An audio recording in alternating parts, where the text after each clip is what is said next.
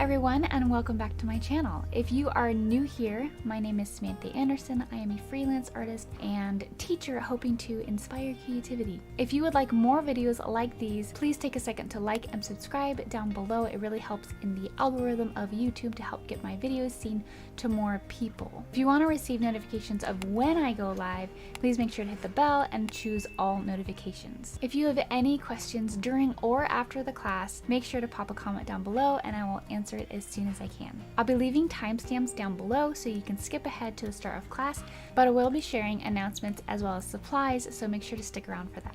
If interested in learning more about my classes, please follow me on Facebook and Instagram, and feel free to check me out on Patreon, where I teach exclusive classes to those who support me. In Patreon, I also give traceables for all of my live classes, including this one. Lastly, if you would like to share your work after class with me and others who painted along with us, please head over to Facebook, as I have an artist community where you can share your finished painting with us. I'll leave links for all of that in the description box below. Thanks for joining me, and let's get started. Hi everyone, welcome back to another live class. Today we are painting cherries. And this will be an exciting thing to put in my kitchen once I have space on the wall for it. But yeah, we're going to be doing something a little bit different in this one. We'll be painting the whole thing red first, and then going off of that.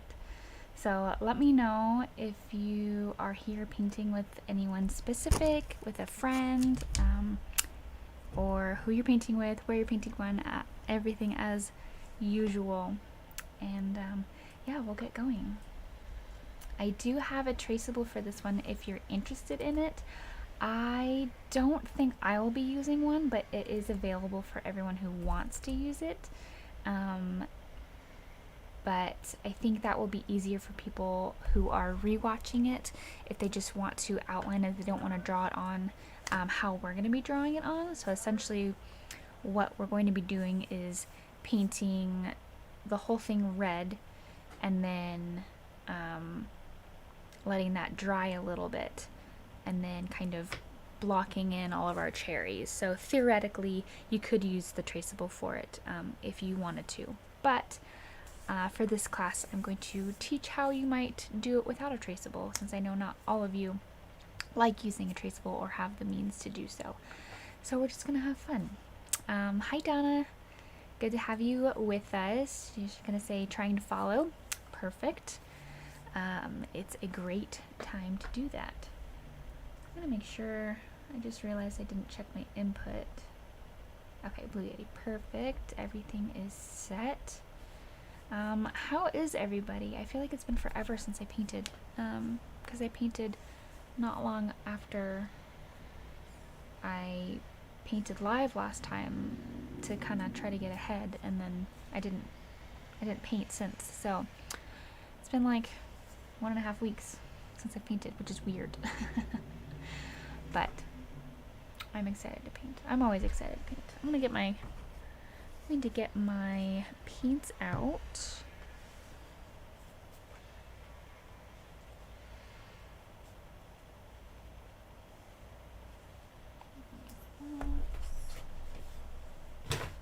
Let's see. I'm going to get out black and my red, of course. It doesn't really matter what red, because we're going to change the colors as we go. So just get whatever bright red you have. I'm wondering if I'll need more red than this. Probably not, because we're going to mix it with brown and other colors. Let's see. White, of course. We're going to need green. Got my green. I just got a new green because this has been the only green that I've had for a long time. It's like a really bright green. It doesn't really show correctly in this green. Looks a little bit more pale in that camera, but it's a very bright green, and this is a darker, this is Hooker's green hue. So I'll play that, and then our yellow, I'll get my medium yellow out. Let's see, what do I say that we need?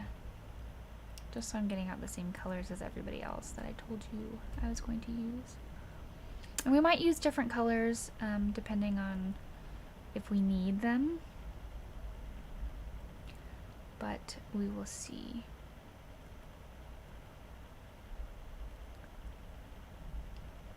Let's see.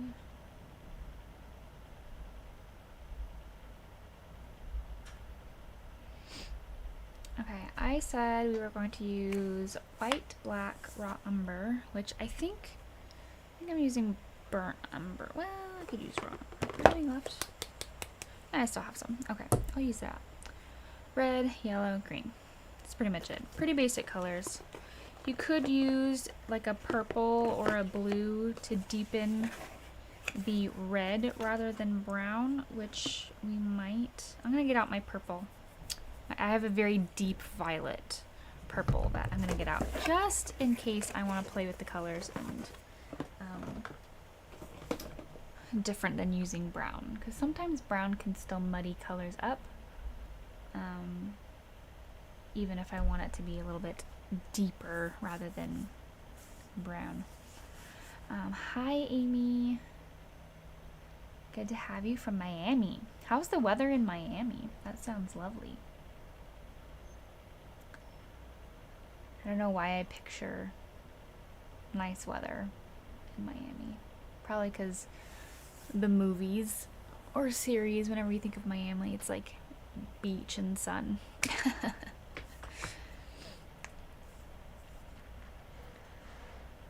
We are in the middle, in Patreon, we're in the middle of a class. Let me show you. We just finished our barn. Well, we just finished our sky and our little mountain back here. We still have a little bit of the sun to do, and then detail on the barn, the silo, the wheat, and then we have a tractor we're going to put in right here. But this is our progress for Patreon. We're doing a 2-part class this month. So a lot of times it'll be like an hour to 3-hour class, which, I mean, you can only get so much done, and so I wanted to do something that was a little bit not harder, but more detail, and I knew it was going to take longer. So this is my progress on that. I'm excited to finish it. I love how the clouds came out. Just my little 2 cents. I love the clouds. So I'm excited for that. I'm excited to. I probably will paint that within the next few days, and then so I can get ahead, because I'm going on a road trip. Me and my family are going on a road trip. So I need to get ahead a little bit. Hi, Janet. Good to have you. It's truly paradise. Oh my goodness. I feel like I've been spoiled with San Diego. It's pretty paradise here too. Like it has gotten cold the last few weeks. It's like the middle of winter and just a few past weeks. It has gotten cold. We went through a dip of high a few weeks ago. Dip of a high, that doesn't make sense. A little high, and then it dipped back down. But yeah, the weather has been pretty good here. I've never been to Miami before. I've only just seen it in movies and series and stuff, TV stuff. My hair has finally gotten long enough to put it back in a ponytail again.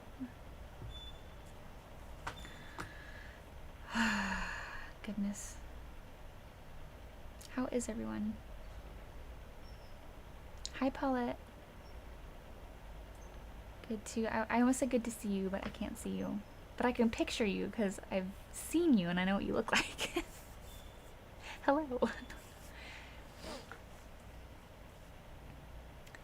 Will watercolor paper work?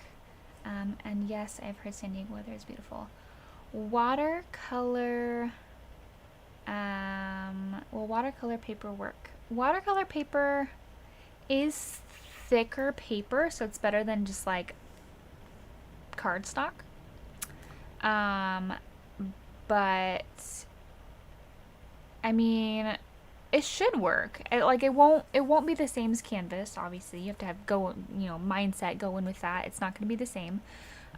It'll probably be better than mixed media paper though. because it's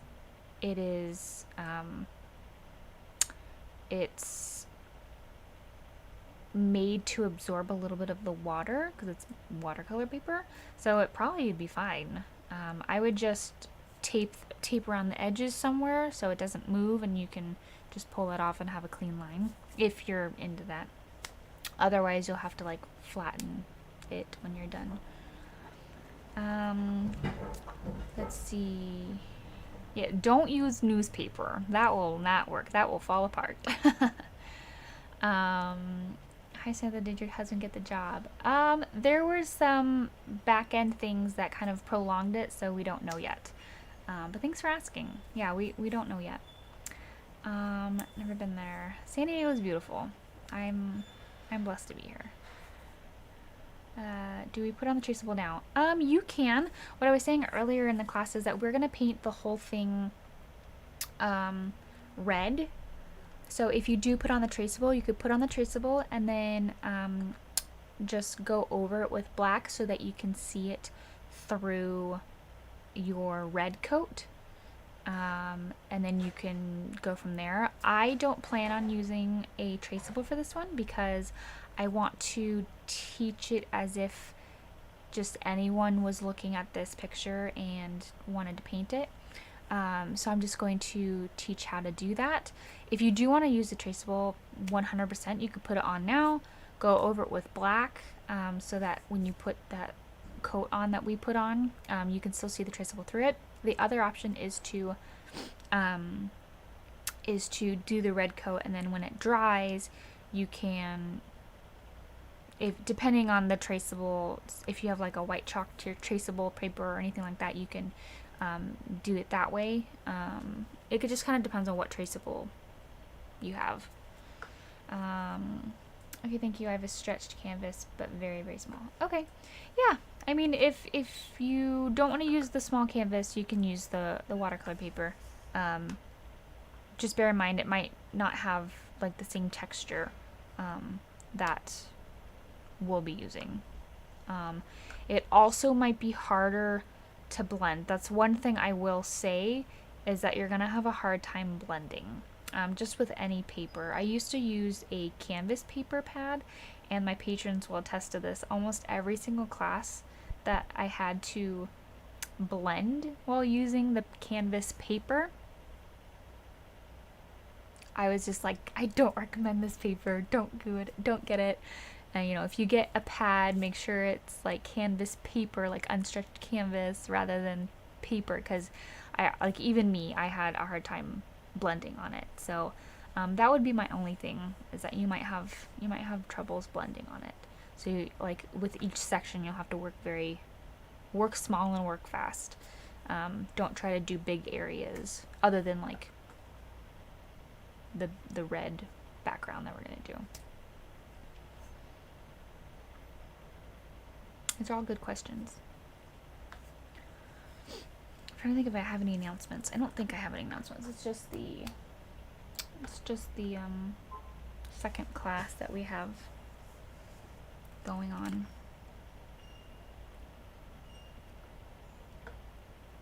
Turn my phone off so it doesn't beep at me.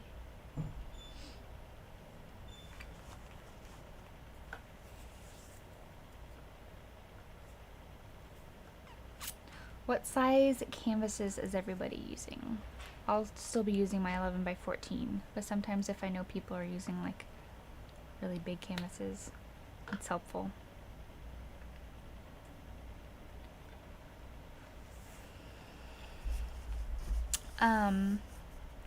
Amy, you said you're using watercolor paper. Do you do watercolor? Is that something that you do often? I dabble in it, so I can't say that I do watercolor. I mean, I do watercolor, but I don't. It's not like my main painting skill. Half the time I don't know what I'm doing, so I'm far from teaching it.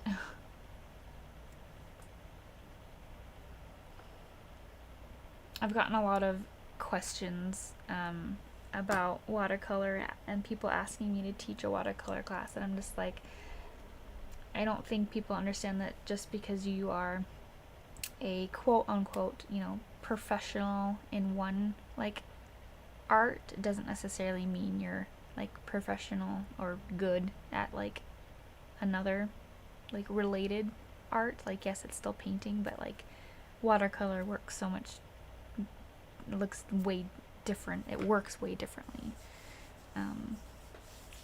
Hi Janie, good evening. Where are you painting from? I forget where you're from, because here it's like still mid-afternoon, so evening. I'm assuming you're Middle East, not Middle East, but of, you know, United States.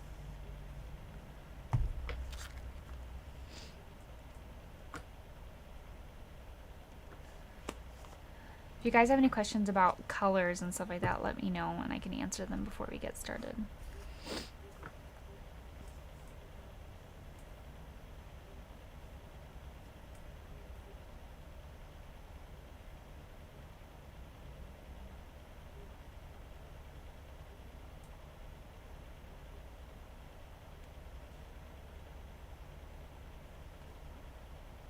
I don't hear my baby anymore, so I think that means she fell asleep. She's out in the living room with her dad. Oh, goodness. Can you believe it's been 5 months? She's 5 months old already. She's so tall.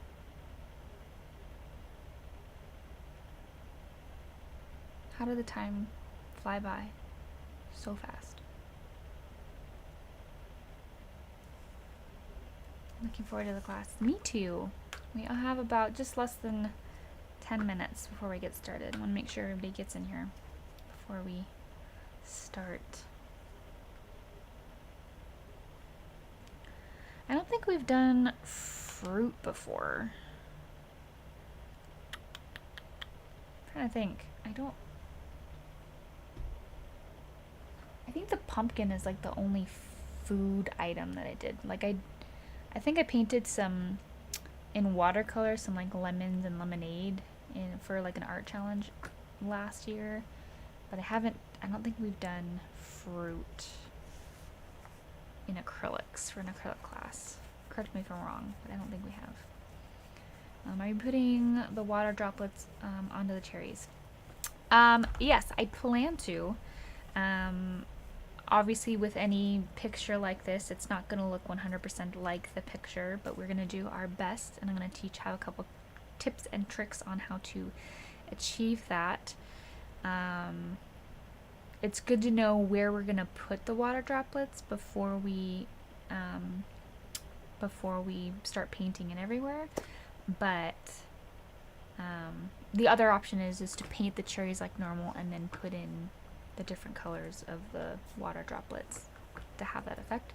But yes, we are planning on working on that.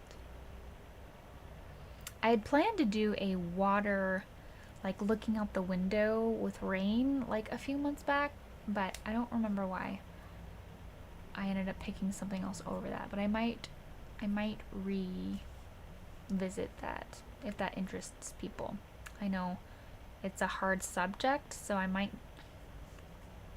do it for a Patreon. I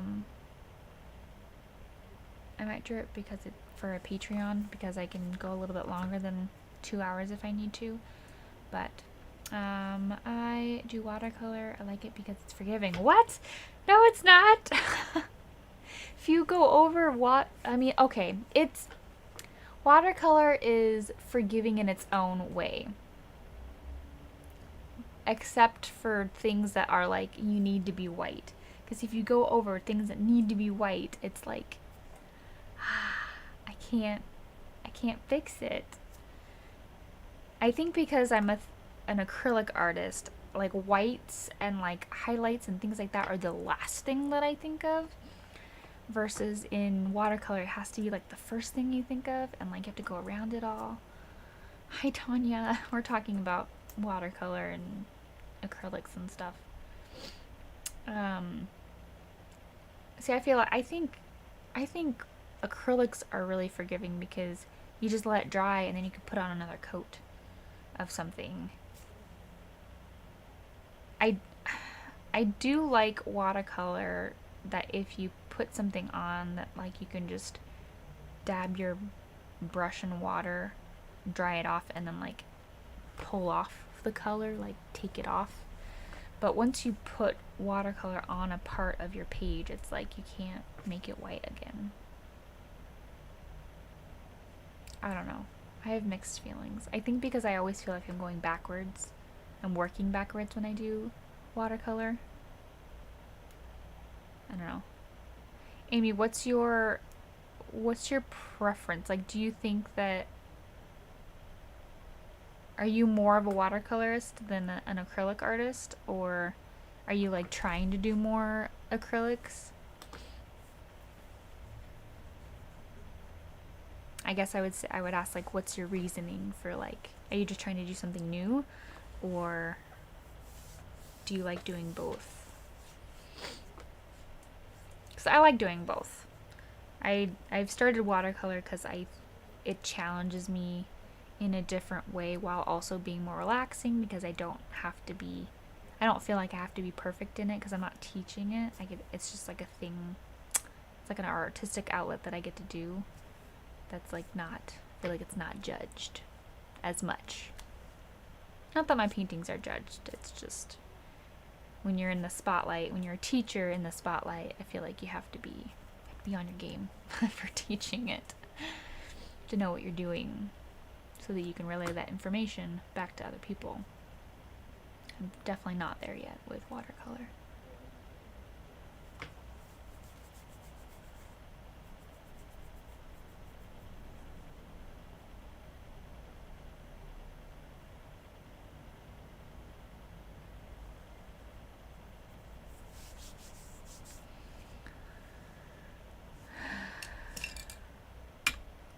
I want to do watercolor.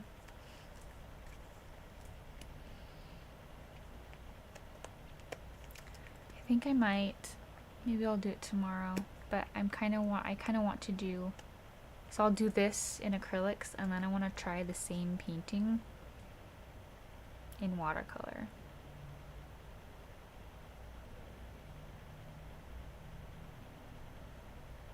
Now I'm trying to think of how I would do it in watercolor. Again, it's backwards.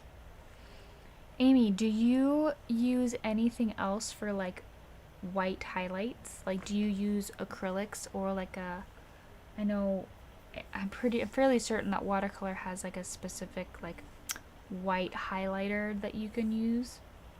Do you use anything like that to help bring to light the whites after you're done, like on a finished piece?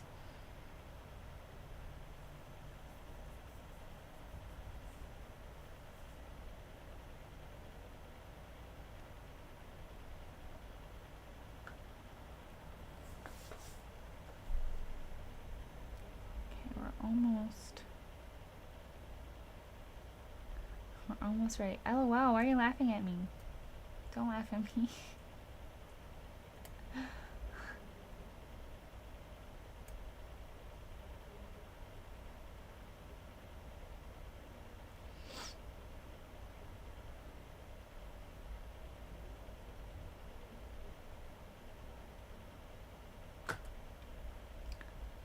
Phone dropped me. What does that mean? Is the phone holding you up? I don't think when I paint.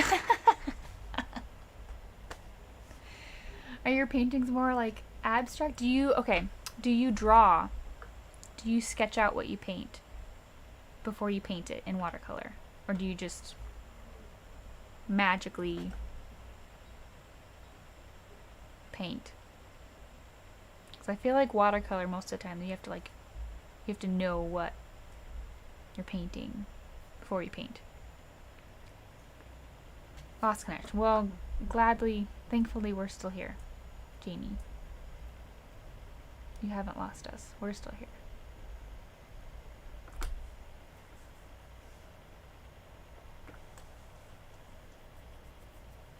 Are these bumps on my arm? Just go away.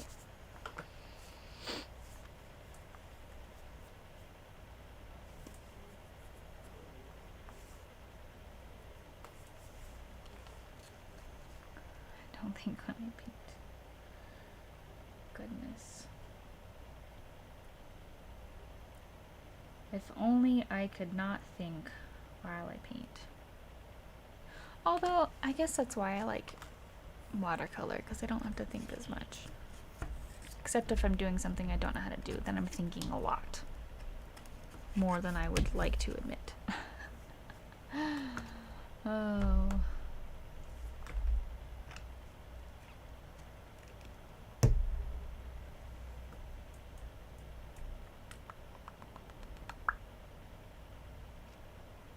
Okay. If you have any last questions, get them out now, because we're gonna start in about a minute.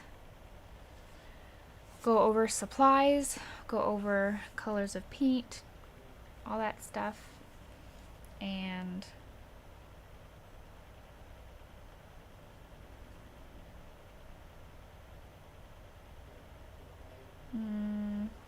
my clouds look nothing like yours. Are you talking about the Patreon class? Really suck in general. Oh, I just love getting messy and painting. Yeah, started with watercolor and lived in Italy. Just seems so fun. And my Facebook page.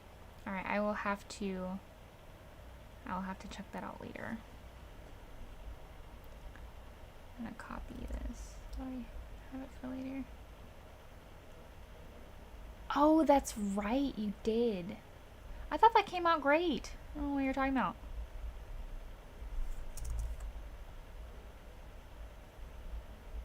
Okay. Well, regardless. Start my barn picture this week. Well, I'm excited to see everybody's barn pictures. We're gonna go ahead and switch over, and we'll see you on the other side.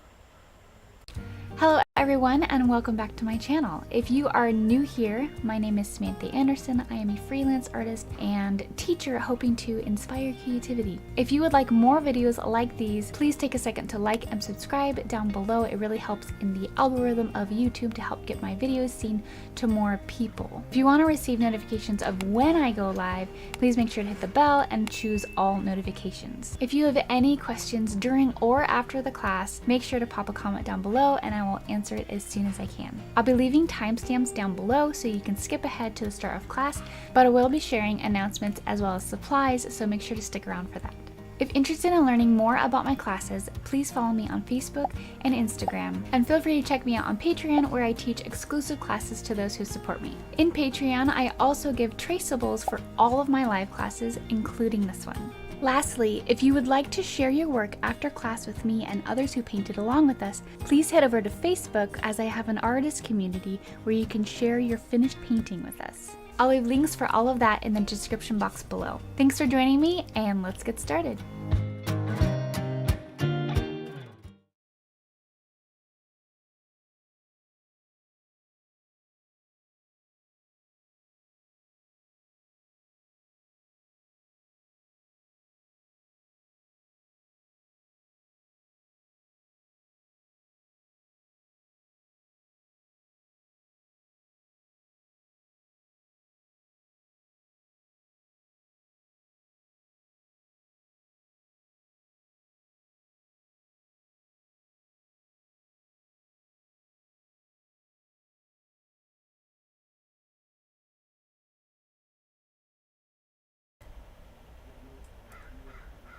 Hello.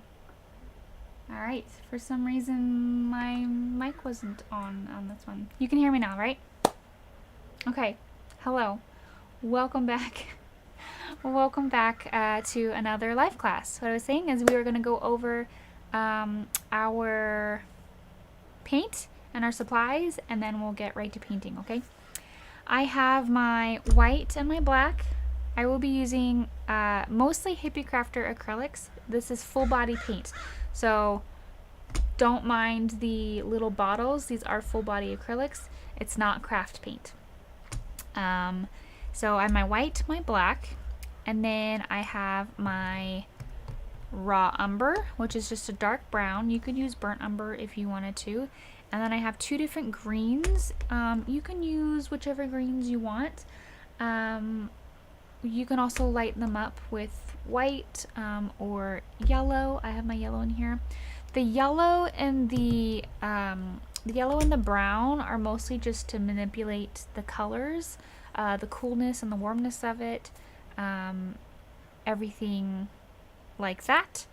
So that's why I have my yellow as well. And then lastly, I will have my red. It doesn't really matter what red. I think this is probably closest to a cadmium red, probably, or primary red. It's a little bit more cadmium than that. But it's called Scarlet. So just whatever red you have. And then I actually have a very dark violet purple that I have on hand, just so we can play with the colors, because sometimes when we add brown or black to red, sometimes it can get muddy, and I still want to have that rich vibrant red or like maroon color when we go down to the deeps and darkness of the color. So yeah, I have that on hand for us to use. It's not in the description, I just got it out as I was thinking things through. So have it on hand. We may or may not use it. We might play with the colors a little bit. But yeah, those are the colors that we will be using.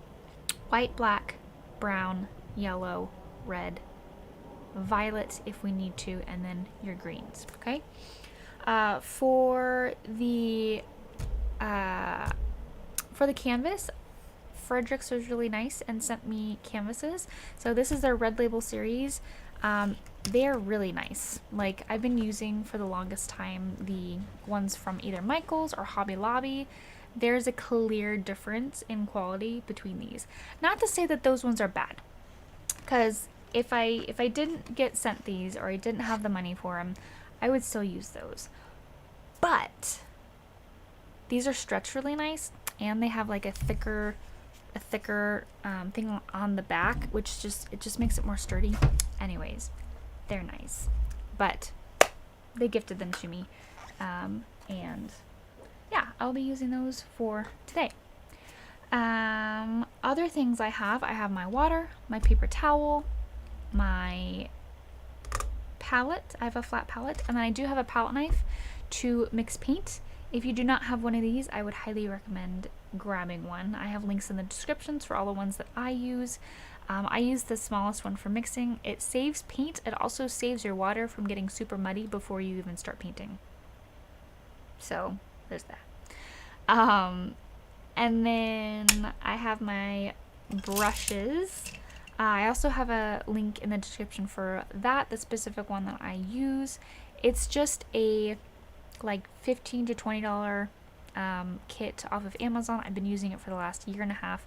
Highly recommend it if you don't have a variety of brushes. It's a good kit to get you started, and then slowly over time, things that you use more, you can buy a better quality brush of.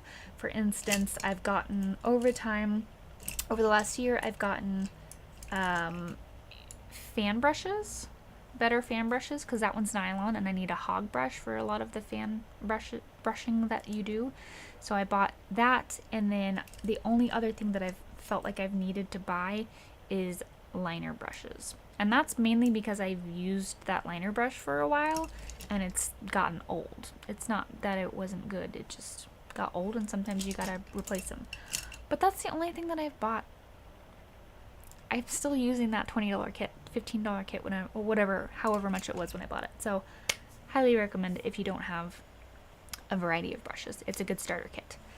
That being said, I think that's all of the supplies.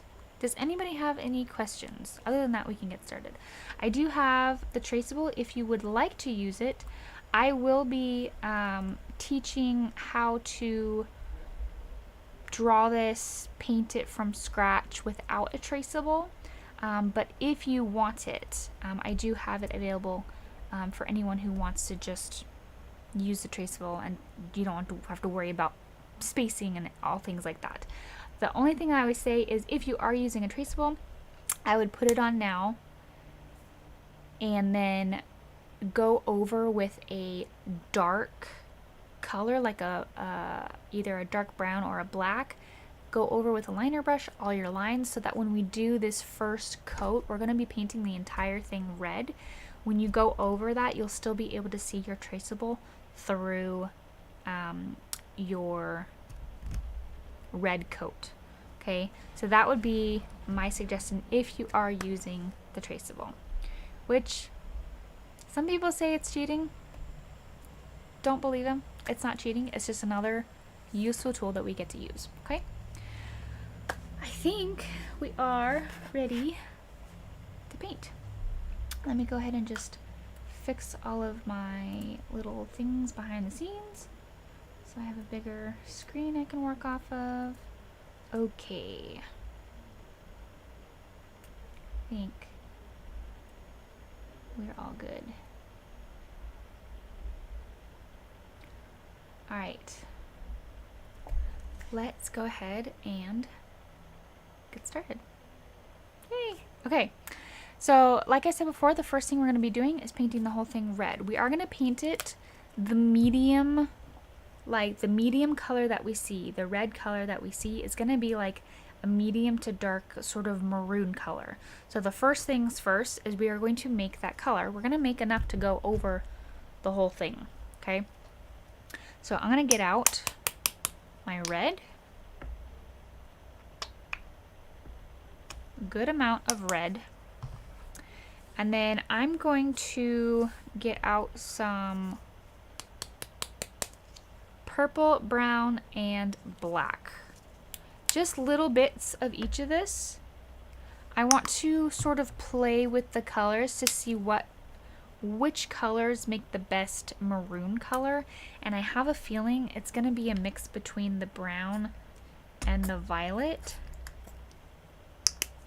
We're only going to need a little bit of brown or a little bit of black because it goes a long way.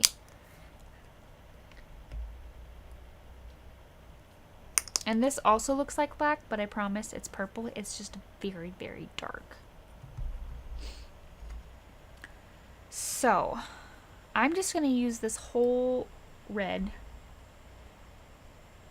Actually, I'm going to put a little bit of red over here just so I can see if this is the color that I want to use. So this is the purple. I'm going to do a little test for you. That's the purple.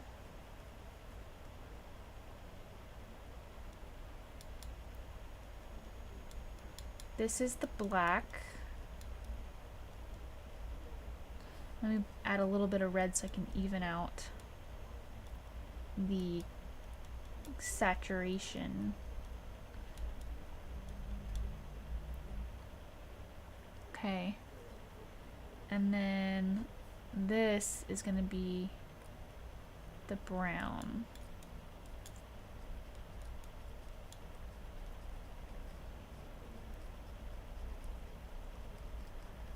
So I don't know how much you can see. Let me see if I can get this a flat color.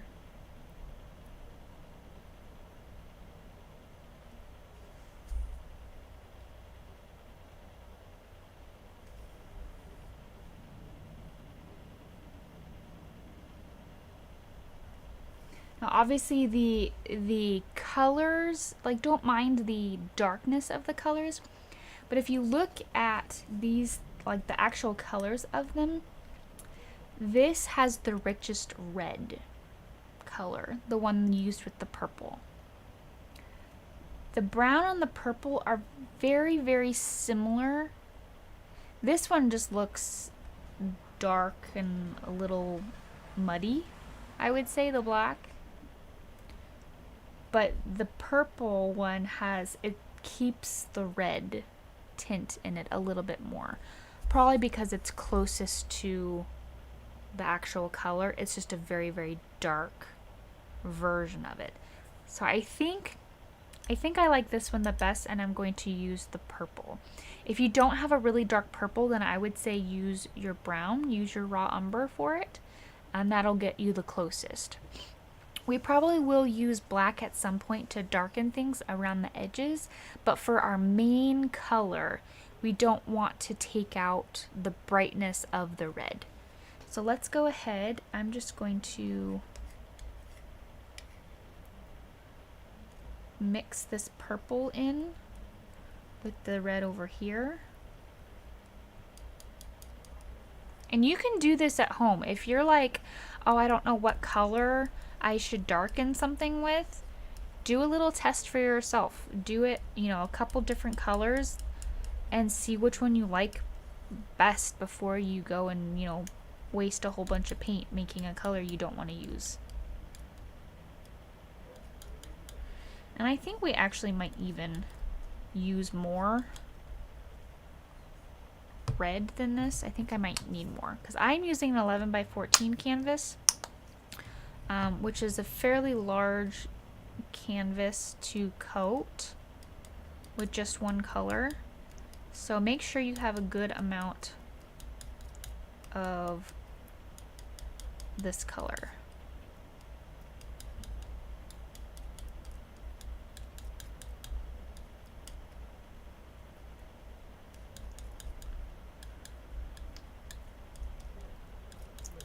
All right.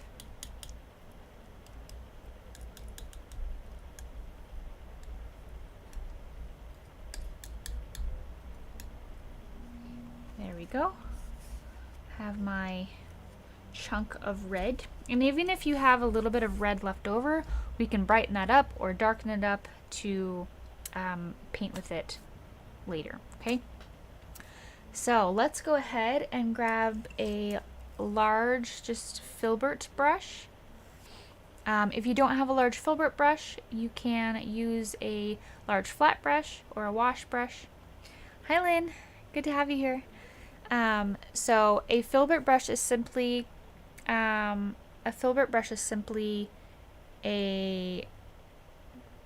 flat brush, except it's like oval at the top. So that's the only difference.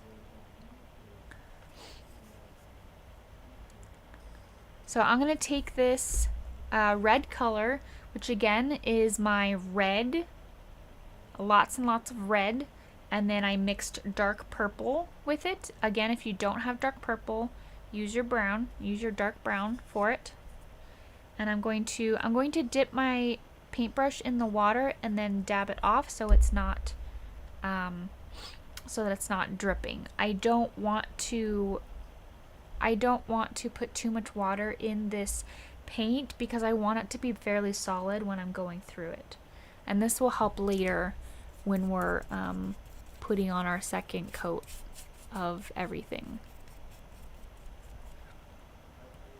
Alright, so you're just going to cover this whole thing in this red.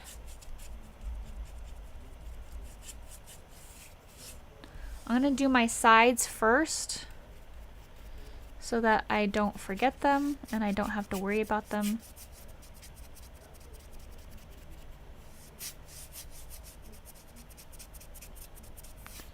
At least the side over here, and then when I get to that side, I'll do that side.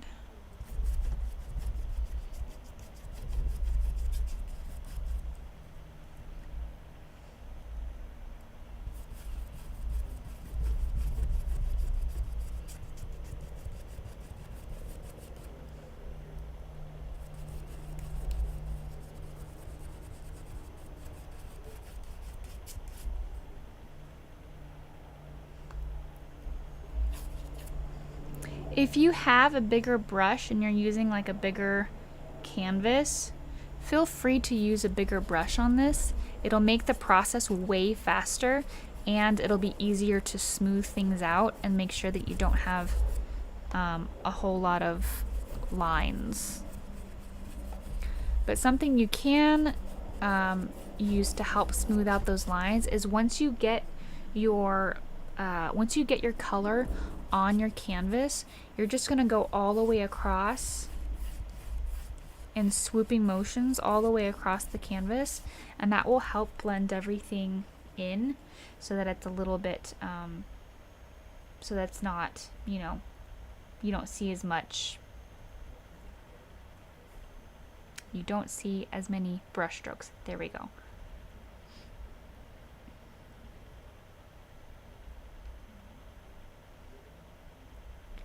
Okay. Just gonna keep going on this. I'm going in with the tiniest bit of water, kind of mixing that with my paint before I put on paint. But again, I don't want to mix too much water in because it'll make it more translucent than it already is, and I don't want it to be translucent. So I'm just gonna go over here and paint this side.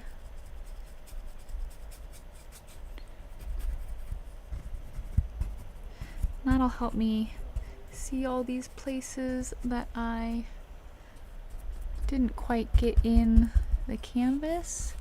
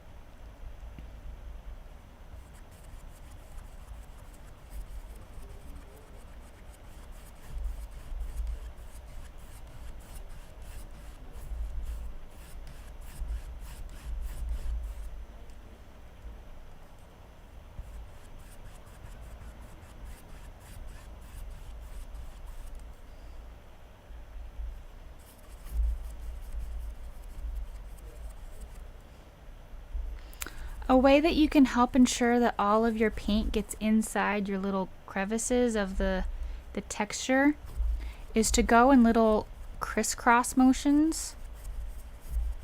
And what I mean by that is when I'm doing this crisscross, I'm going crisscross in little X's. Like I'm touching the canvas, pulling it off, touching the canvas, pulling it off, and just continuing that motion until all the white little specks go away. And this is what I'm saying is, like, once you get the canvas, once you get the paint on the canvas, you'll see all those little paint marks. Just go all the way across in big motions.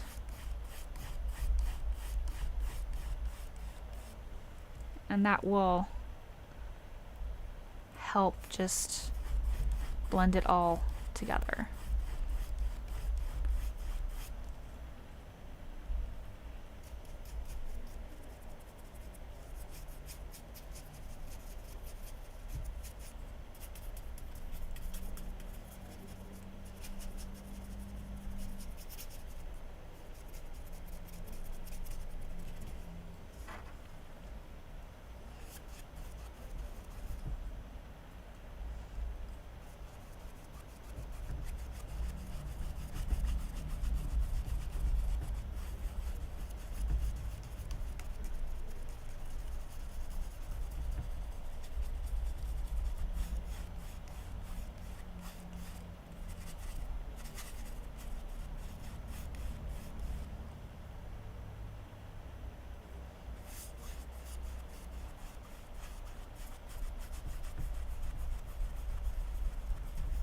Doing my crisscross, and sometimes even if it's being a little tricky and even the crisscrosses like don't get all those white specks out of like the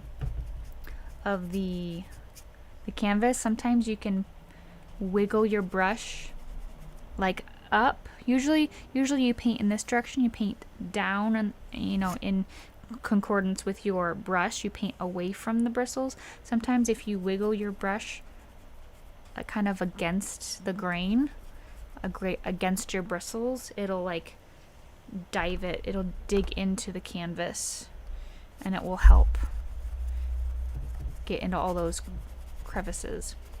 You can also just like wiggle your brush, and that will help. So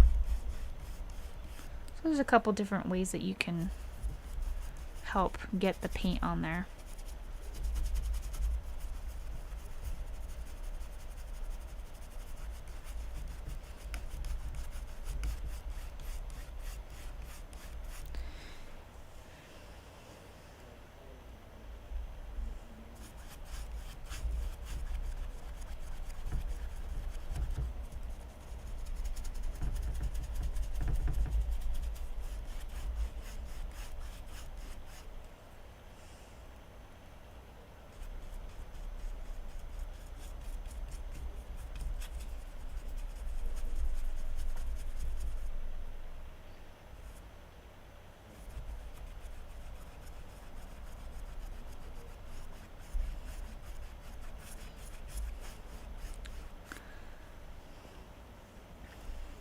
So you'll see that even though this is see-through, it's just the first coat. We will be putting on another coat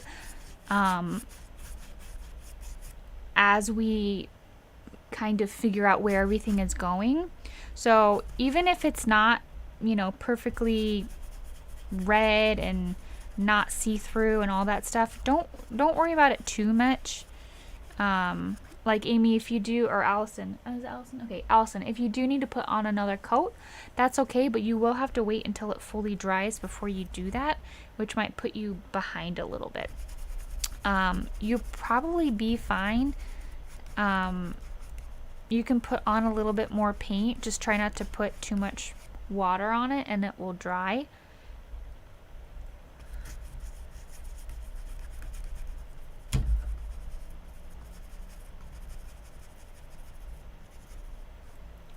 Perfect, yeah. A dryer is a great tool when you're at home, when you're painting at home. I'm just going to paint the bottom of this real fast.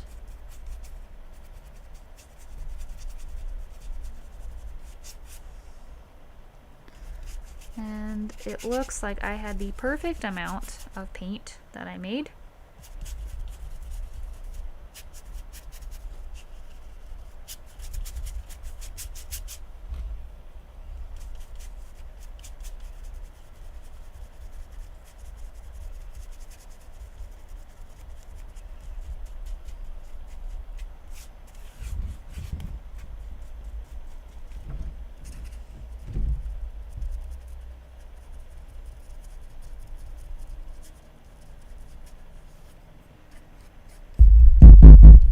Oops, apologize. My mic is like right where I'm trying to paint. You know, teacher problems. Okay. Alright, so that's that. I'm going to rinse out my brush because it'll be a while before I start working on this. And we are going to start mixing up a few different colors.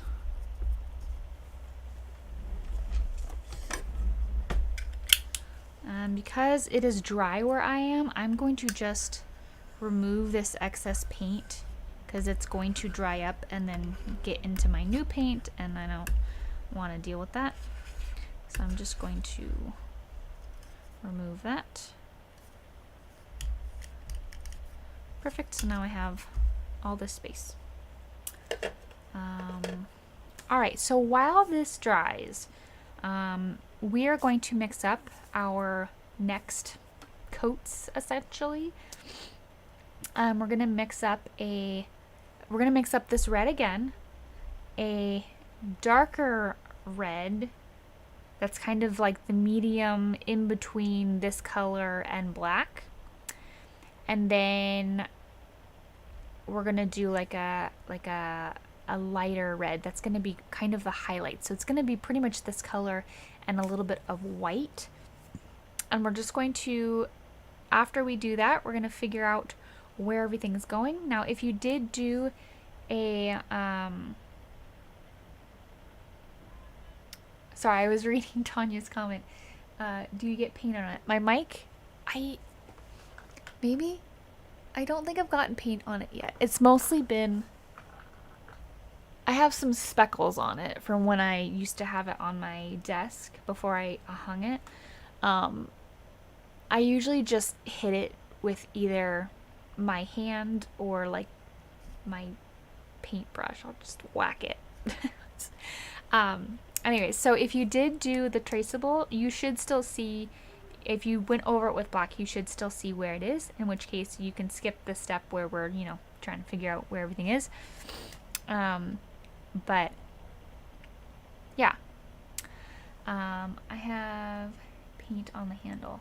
Yeah, if I had paint on the handle, I'd probably paint it up, but you can always wipe it off the handle if you need to, because I would recommend doing that, or at least making it dry, because you'll get paint on your hands and then you'll touch something and you'll ruin your painting because you didn't know you had paint on your finger. I've done that before. so many times. I have quick tips on how to fix it, but anyways, let's go ahead and get some more colors. So we're going to be making three colors: our red, our dark red, and our light white red. So I'm going to just red, red, red. So I'm going to put purple in all of these. So I can make the red that it's supposed to be.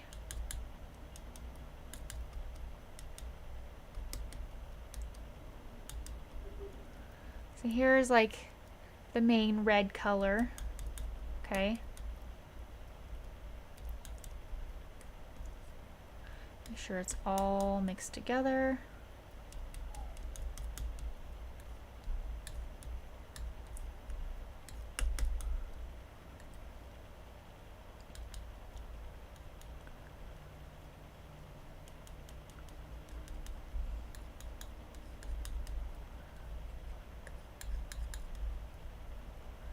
And then I'm going to, for this one, I'm going to make this my dark red color. And I'm going to add a little bit of black. Start off with like the tiniest amount because it tends to take over a color. And it'll look a little bit brown, and that's okay.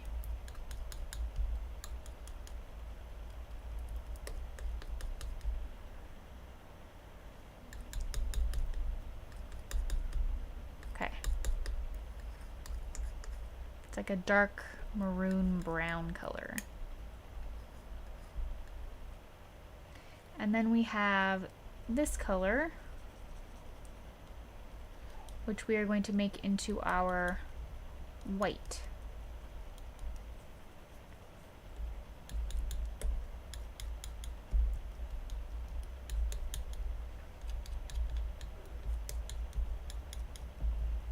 So let me get my white out. Not my white out, but my white out.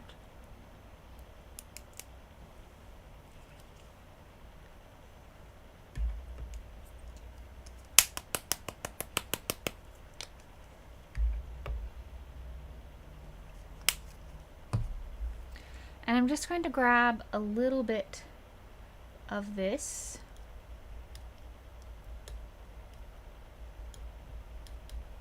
Make a little bit of a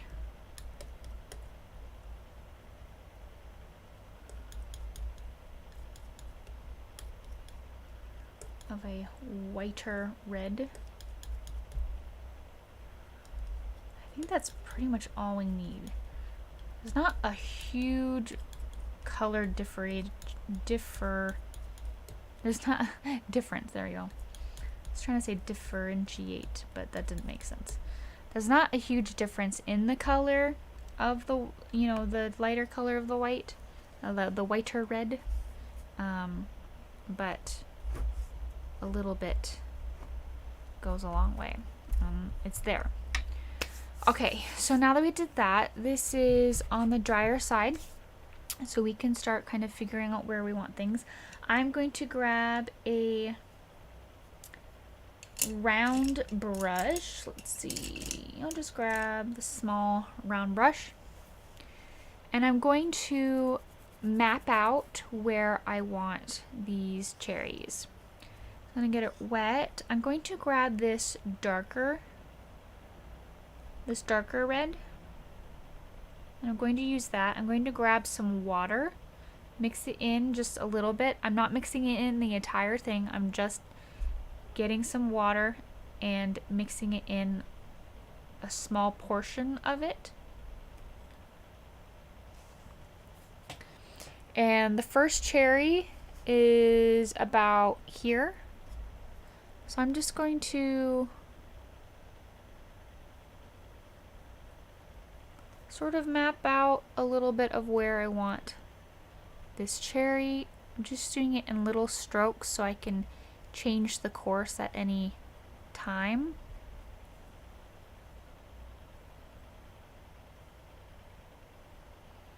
And this is where it's coming out. So I'm going to do a little kind of almost like a little smile here. And I can see here that this needs to come out a little bit. So this is where you get to make adjustments.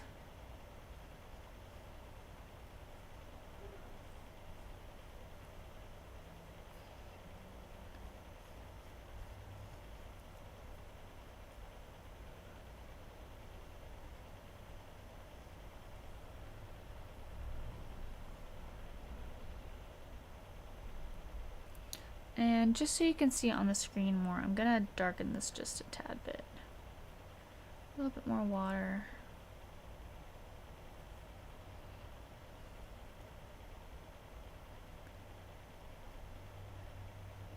And what's nice about these cherries is like you can do however many cherries you want and it's not gonna look like off or anything. Like you can do as many cherries as you want.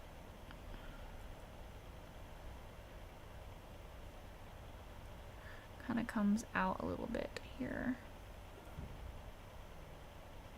So you see, I'm just making small adjustments here and there. That's pretty good. That's about the size and shape of where it is. And this is where this comes out, which makes a little smile that much bigger. Perfect. All right, so now I'm gonna move on to the next one. This one is like this. Now you'll see that my cherry is a tiny bit smaller than the one in the picture, which means I need to either make this one bigger or adjust a little bit. I'm just gonna adjust a little bit and put more cherries in like the bottom and top of it. Then like I can actually see in the picture, and I know that it'll turn out fine. Here's this cherry.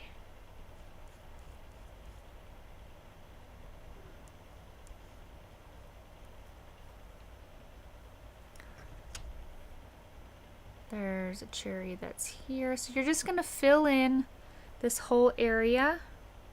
Some of this area is going to be black, like some of the in-between areas, so you're not gonna need to really, like this area is gonna be black.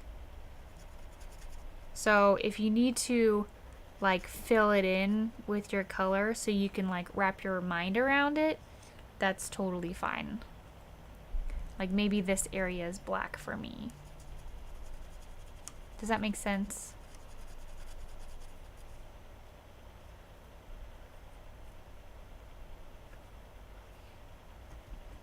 And then there's gonna be a bigger cherry up here. It's kind of got a flat spot on the top.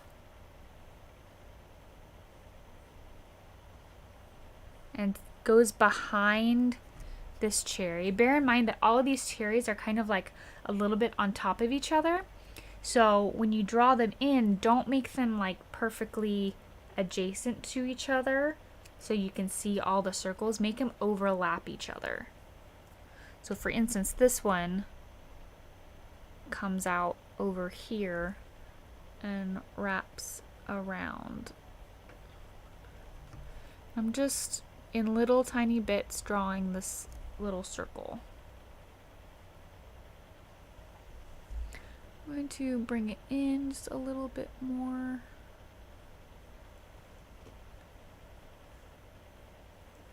And there's another one over here.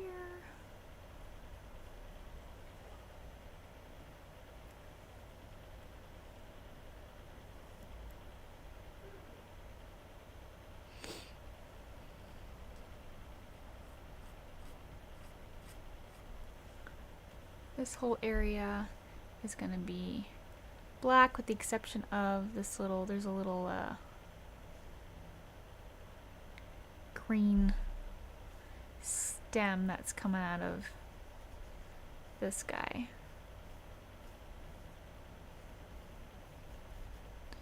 But we're gonna do the stems after we do everything else.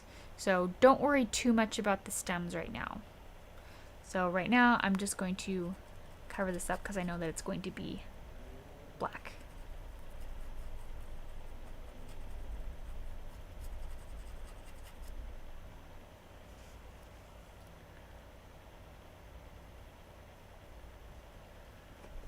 Let's see. Moving on, there's kind of one that's up in the corner here. It's kind of off the page a little bit.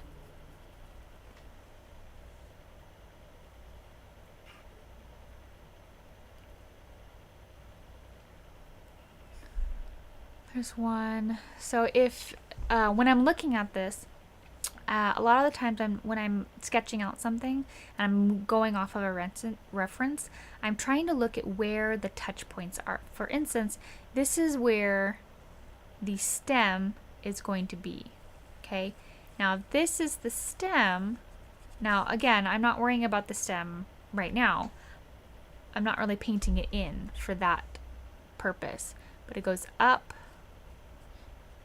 and then it goes over. So this is where the stem is, roughly. Maybe it goes up a little bit higher here. I'm going to put in the top of this cherry over here. That's right where that cherry. Now theoretically I could have done this without drawing in it. I can just eyeball it. But that's, I wanted to show you what was in my mind, what I'm seeing when I'm transferring this over. This is what I see. I see that this goes over and up, and that's about where the top of the cherry is on the right. So then I'm just going to put this one in. It goes just behind that area. And comes down here. And all of this area is dark and is going to be black.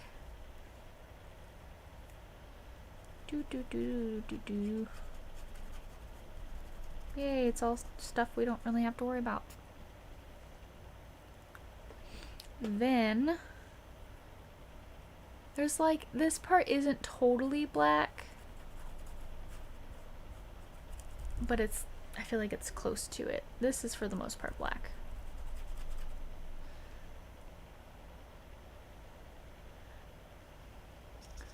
Right, there you go. And now you have successfully put in your outline.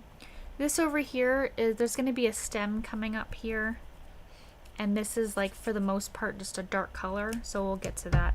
It's not totally black, but you know, it is black. This part up here.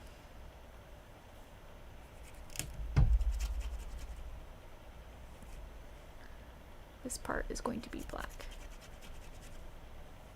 So it is helpful putting in those darker areas so we can kind of see what we're doing. All right.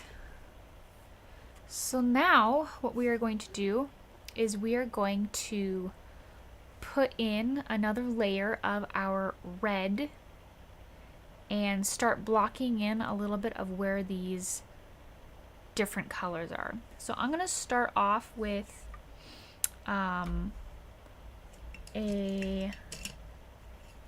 filbert and using tiny bit of water and my black.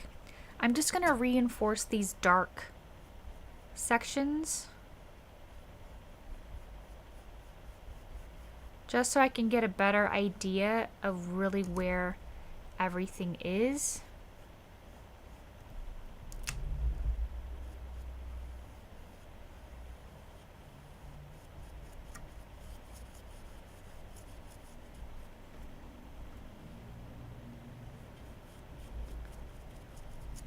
because a lot of these cherries, because they're round, even part of the cherry is going to be dark or black when we're going through it.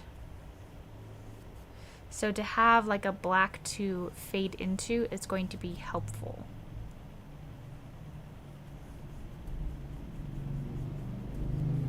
So I'm just loosely kind of coming in here with some of this black.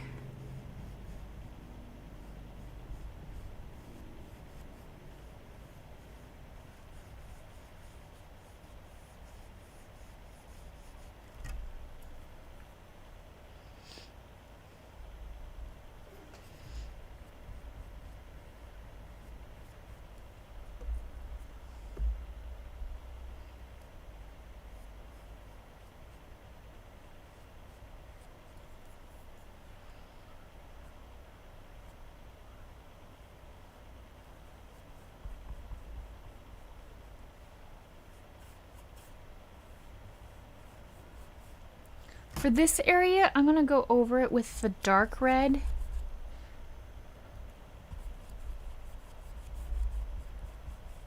Instead of black.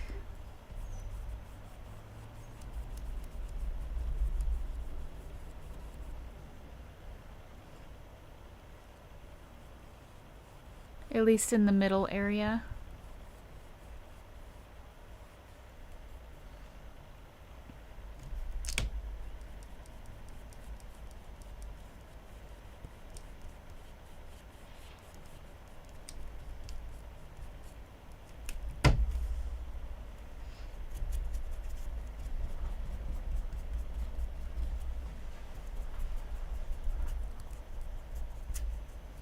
So again, just loosely putting in these darker black areas, and then we'll have something to kind of blend into when we're adding our darker colors.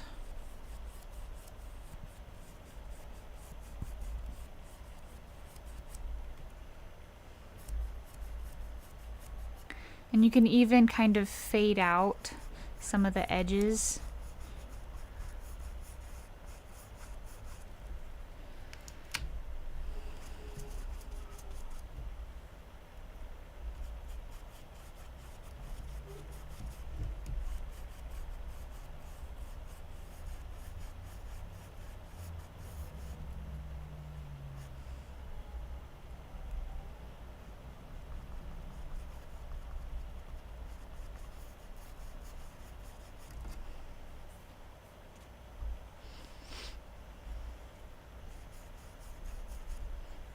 Alright, I'm going to rinse out my brush.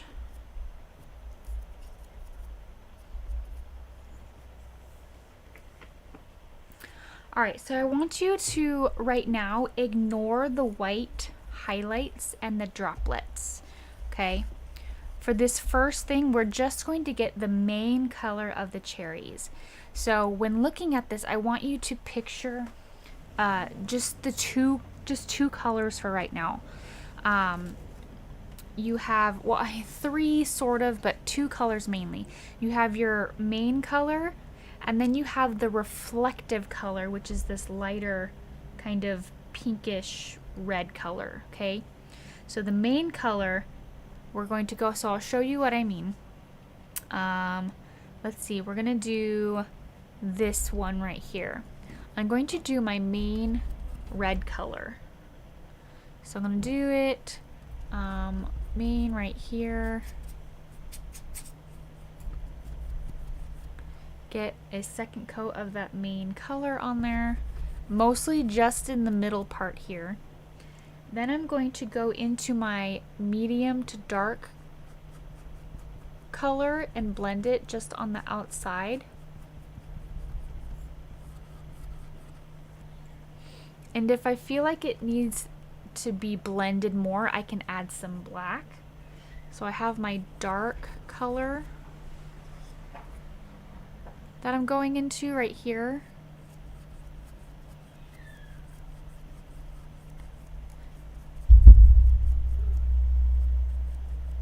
And then I can go into a little bit of black right at the edge.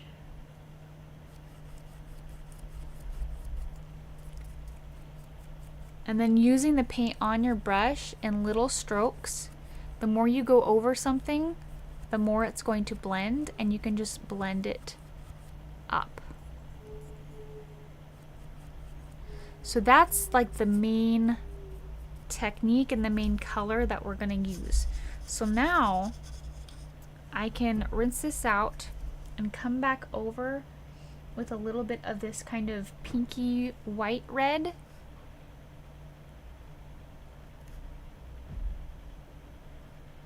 And put in some of that like highlight. And it might need to even be a little bit lighter. So you can see that this almost looks the same color. So I'm going to whiten this up a little bit.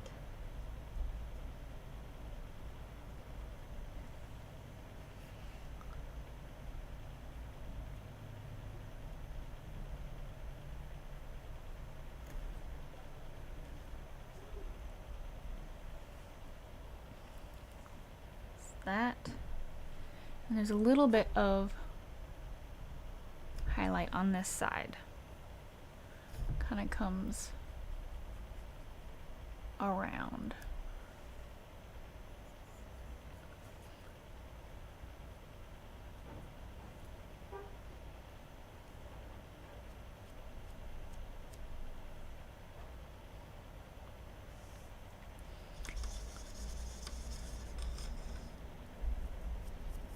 And that's pretty much all I need to do for that one specifically. There's not a whole lot of water droplets on that one, so I won't need to do too much more to that one.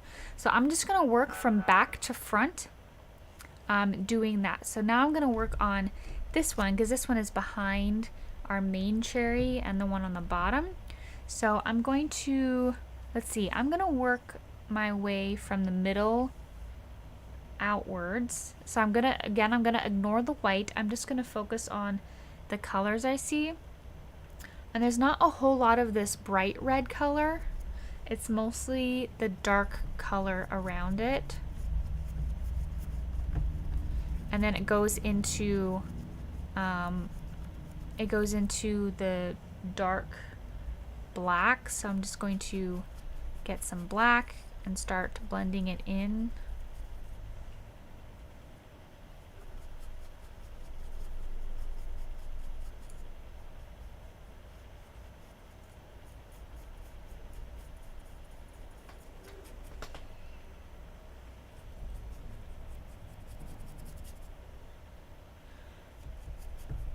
Going back and forth between my dark red color and my black to blend it in.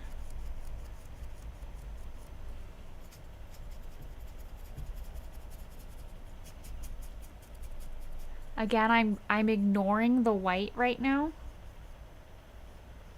Just focusing on the main color of the cherry.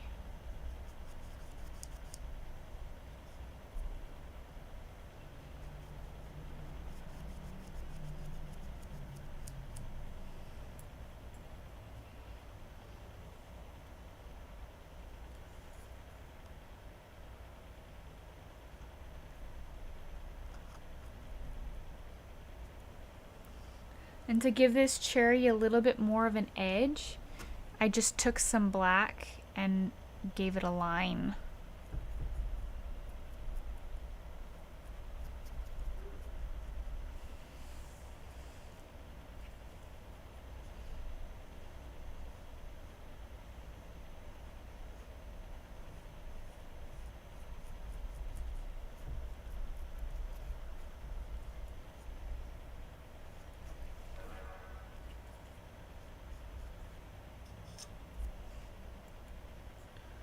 Add a little bit more black here to really make sure that that's darkened up.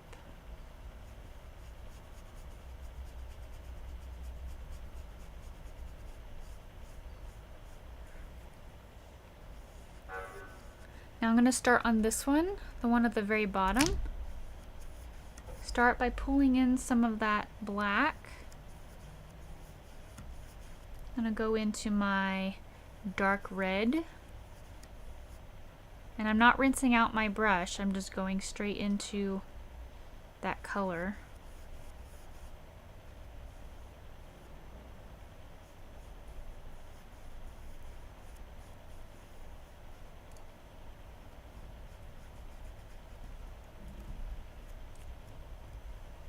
And this one has a lot more of this lighter color cherry, a lighter color, so I'm going to go in with just the red.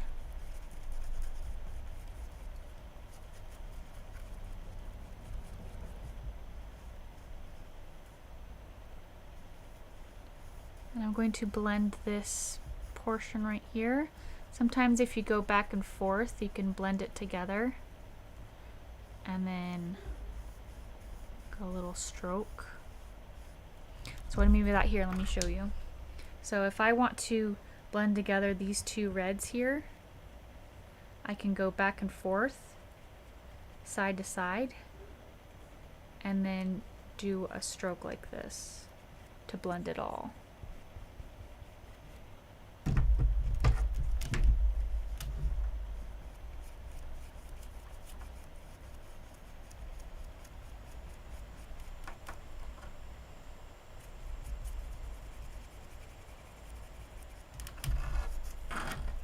Do the side here.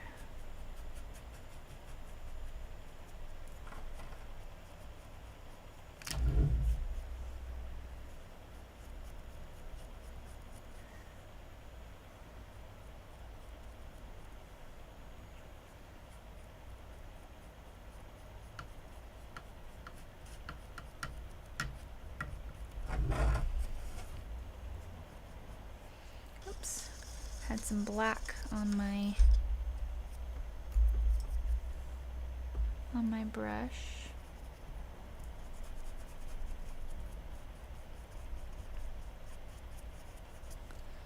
I'm gonna go back in with a little bit of this brighter red and put in my highlight.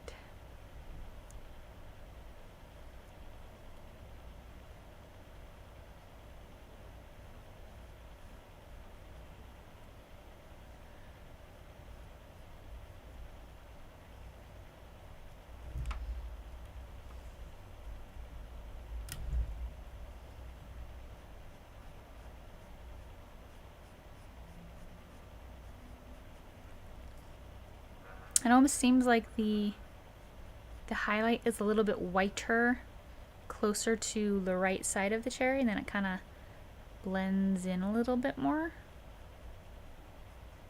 Which is good that we're doing this while it's still wet, because we can just blend it right into the wetness of the cherry.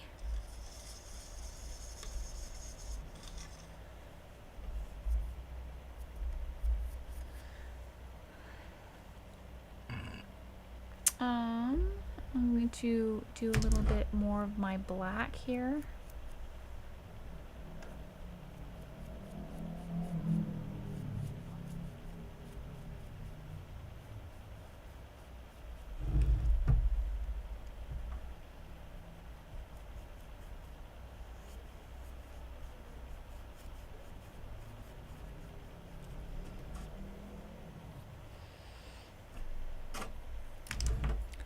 I'm going to go ahead and do the one over on the right side.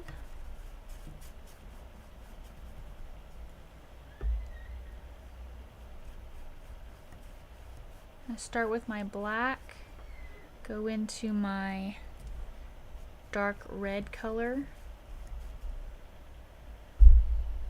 blend that with each other. Again, you can go back and forth, and then long strokes. A little bit of water in this to make it easier.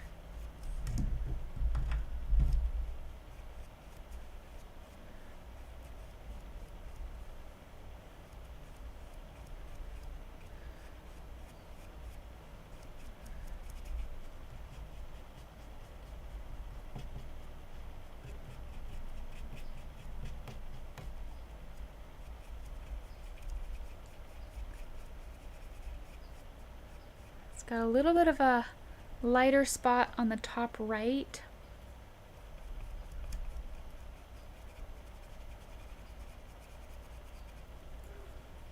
And then a little bit of a darker spot on the bottom left. Just gonna make sure I got the sides and bottom.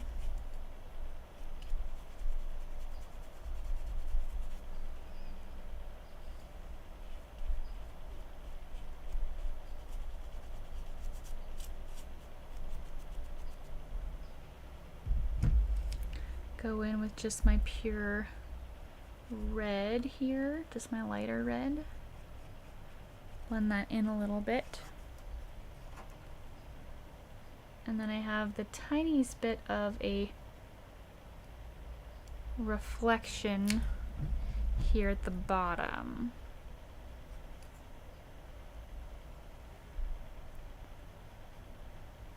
I'm just coming in with that pinkish red.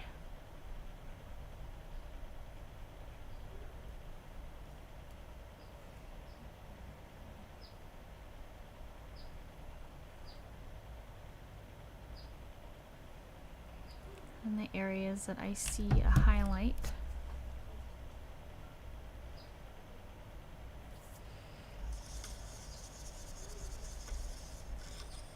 I'm going to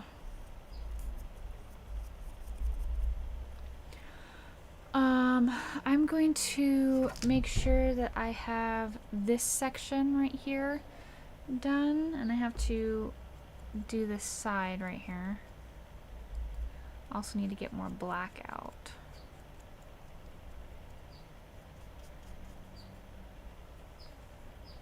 I'm just going to lighten it up a tiny bit.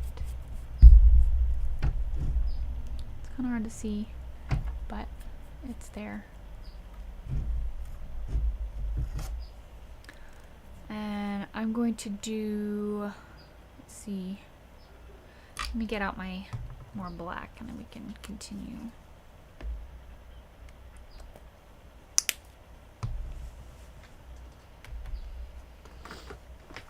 Okay.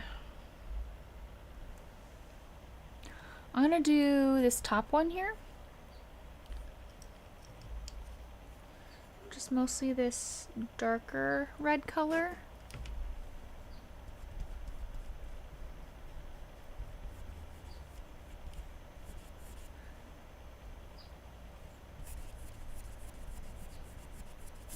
I apologize, I have to tilt it a little bit just because it's in the one, I'm not that tall, and two, it's in the reflection, so I can't really see what I'm doing if I don't tilt it.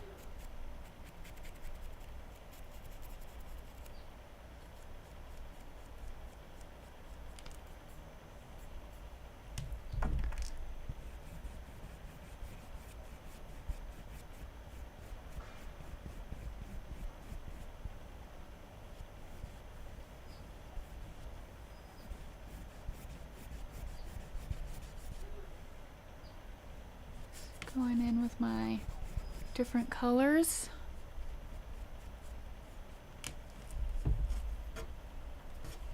I'm going to put black on the bottom and blend that in, as well as put black over in this corner to help darken it.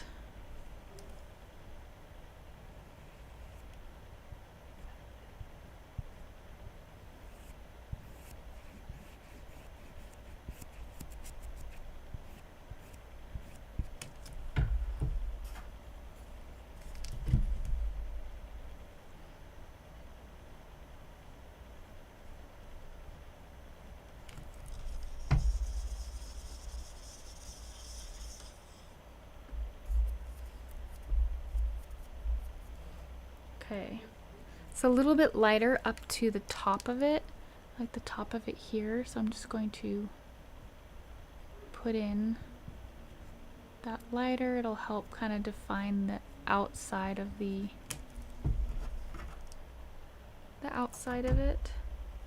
Actually going to change the shape a little bit and bring it down.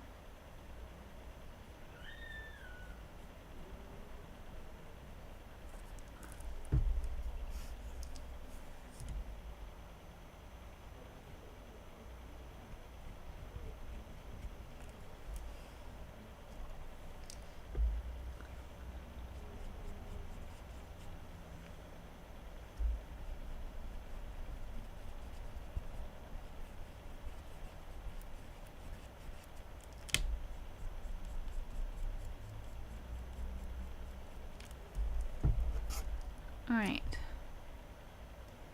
that's what mine looks like so far. It's kind of weird because like parts of it are still drying, so it looks like a different color. I promise you it's all red. I'm gonna do the one in the corner now, which most of this is actually just that dark color and black.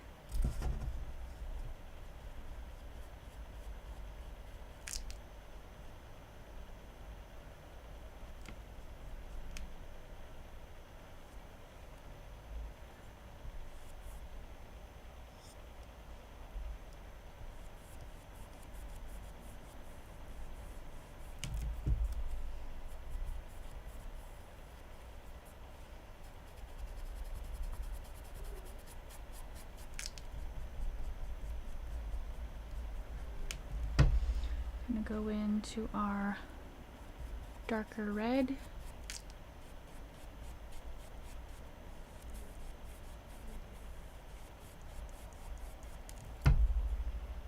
And then our normal red.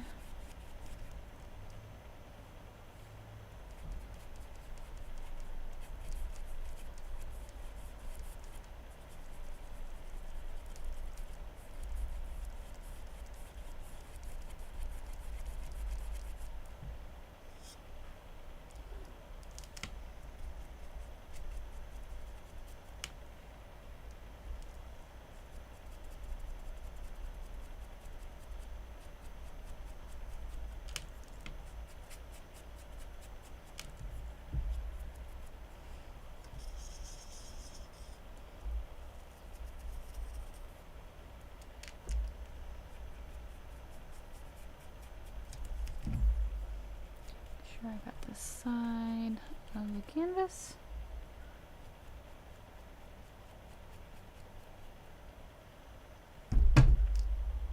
And this is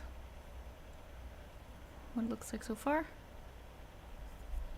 I'm gonna get some black and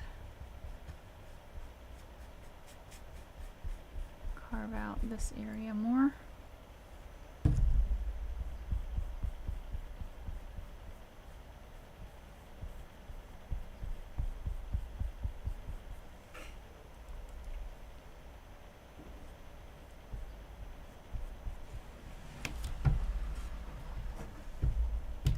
Slowly but surely, we are working on it.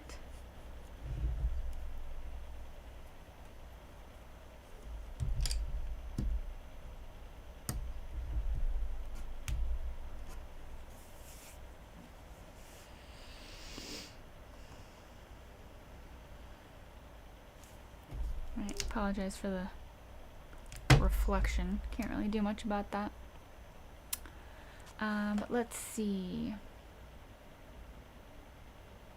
Alright, I'm gonna do this one, and this one has a little bit more going on. We have the kind of the medium to medium red, the darker red, and then there's a highlight on this side of it. So I think I do need to make some more medium to dark red.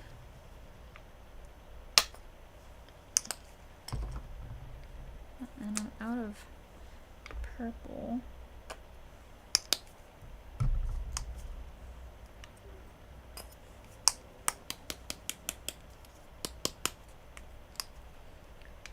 How's everyone doing? Is everyone keeping up? Somewhat?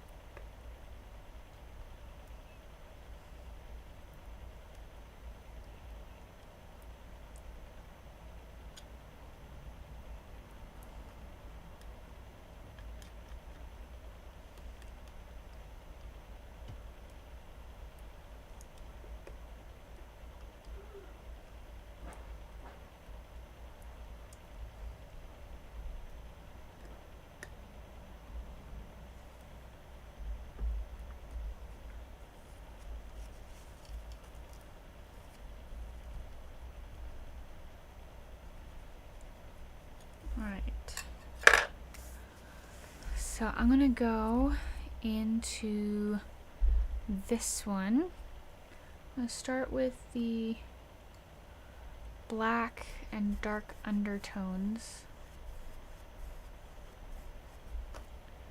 Go into the darks, the dark red, blend that up a little bit.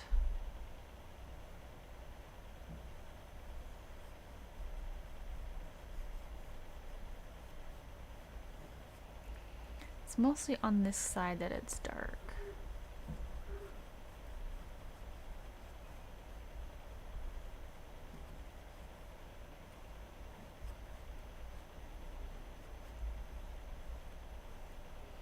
And then it pretty much goes into all of the light colors for the rest of the cherry.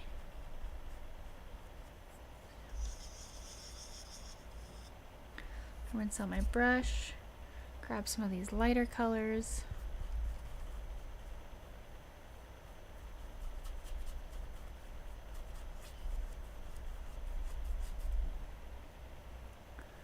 Cover this whole area.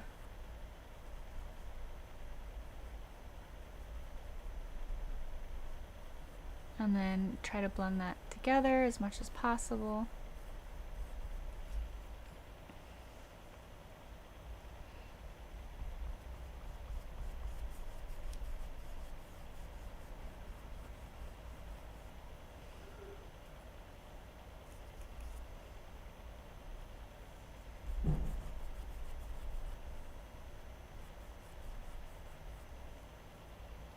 And then I'm going to go in with a little bit of this lighter white pink color for the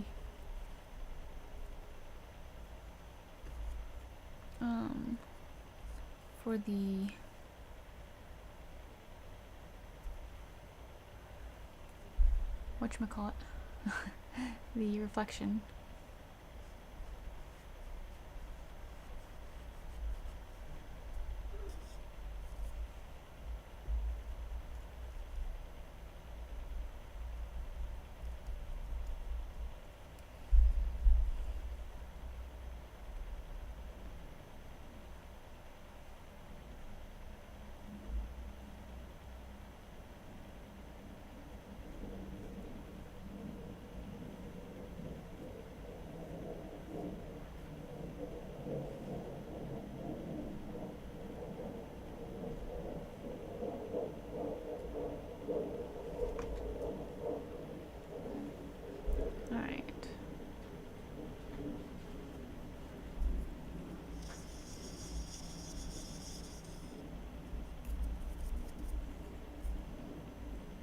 I'm gonna add a little bit more darkness to the top of this, just because I know that it's dark up where the stem comes out.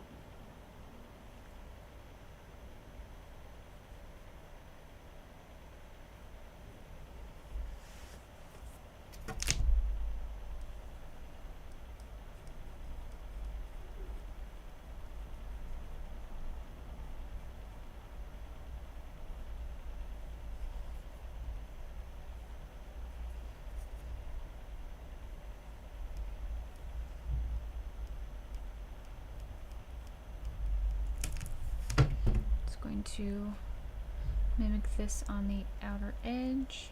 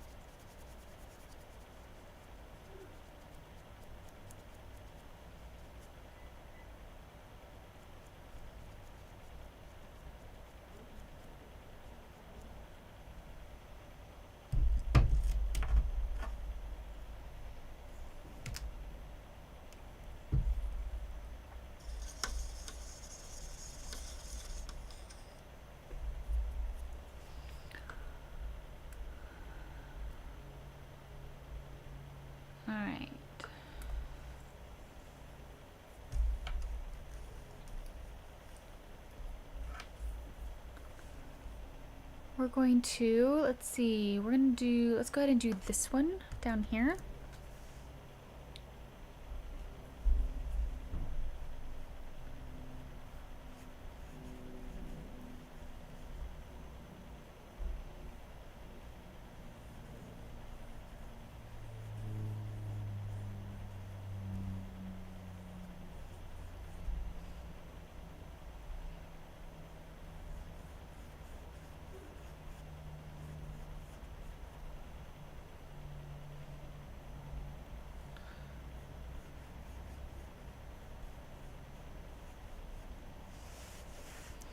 It's dark on the right side and the top, with like a tiny bit of dark edge on the left side, but not much.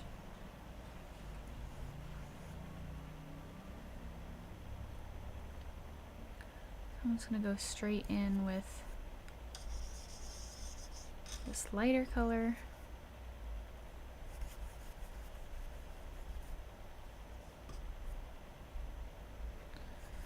Going in with my main red color. And then blending that into the darker color.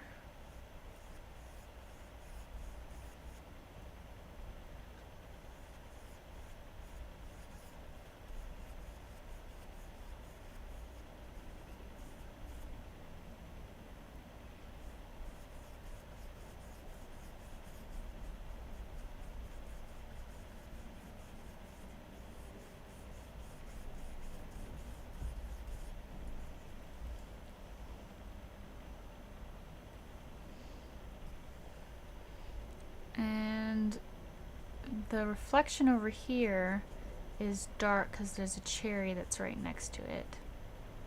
So I believe that's what this is. Reflection. As well as this other reflection.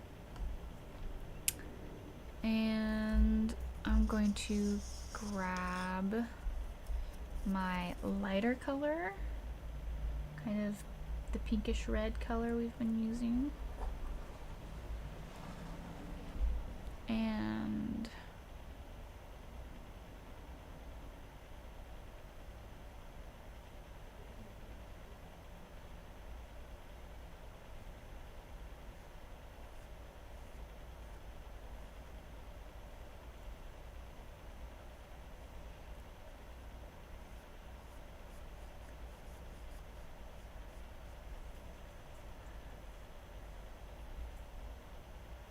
I'm just doing basic shapes here.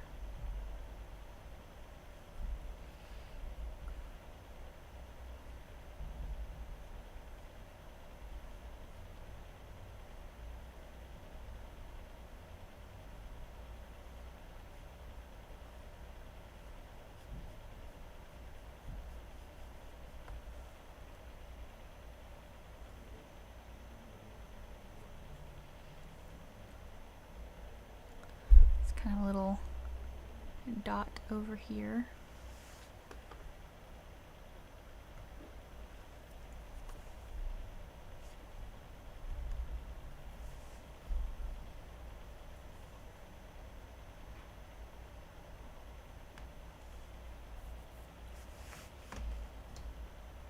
And I think at this point I want to match the brightness of this one. So I'm just going to lighten up this one over here just a little bit.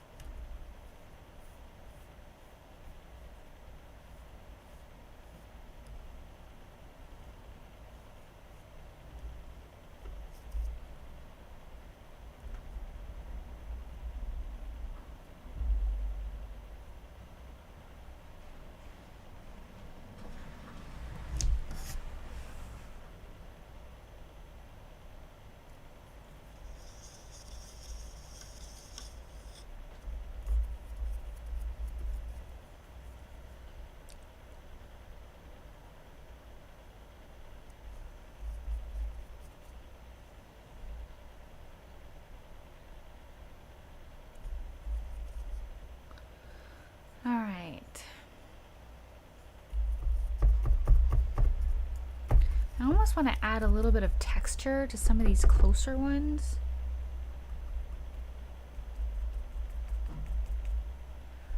So let me see if something works.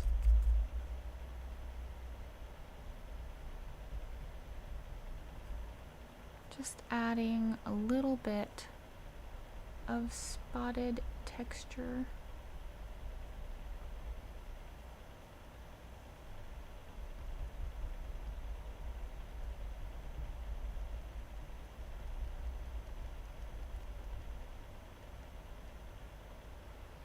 Kind of like that.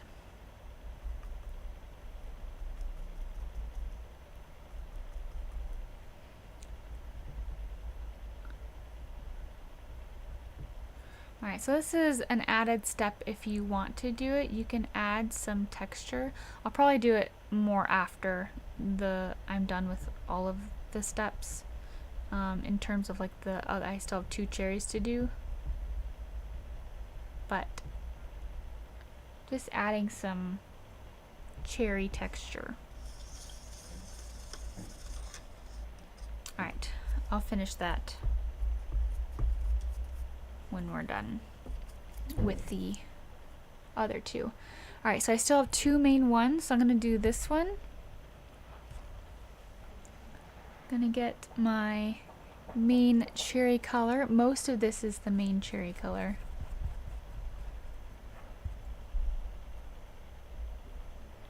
So I'm just going to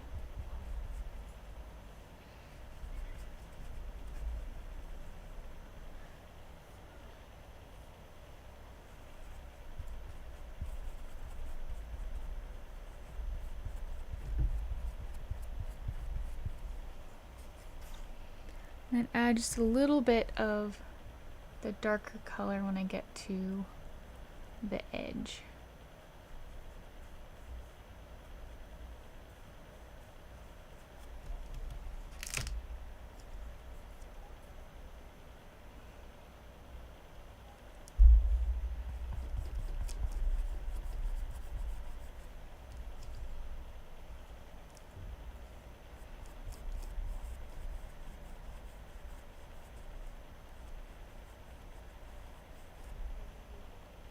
And put the darker cherry color on the bottom here.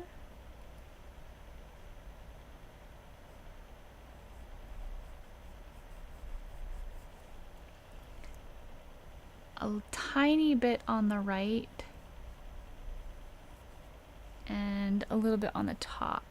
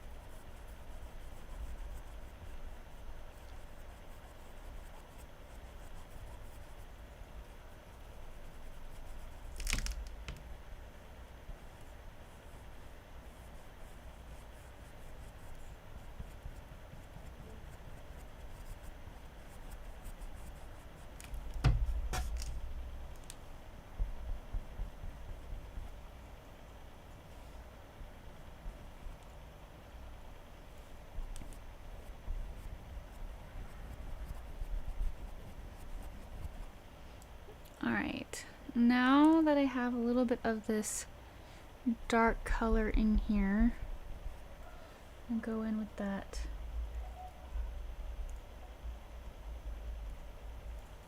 other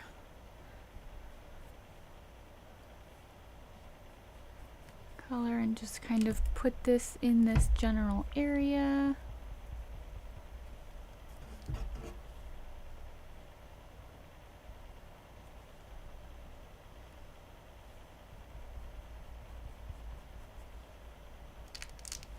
This one kind of fades out a little bit as it goes in.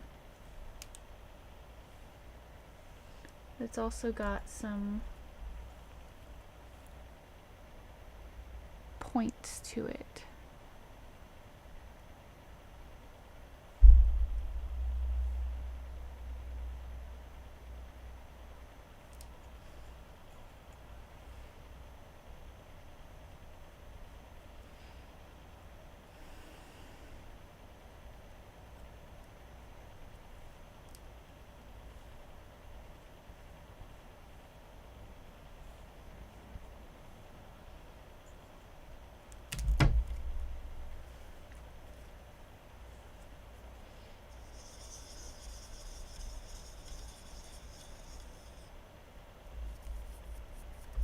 Alright, last one, and then we'll be able to put in our texture and then our droplets.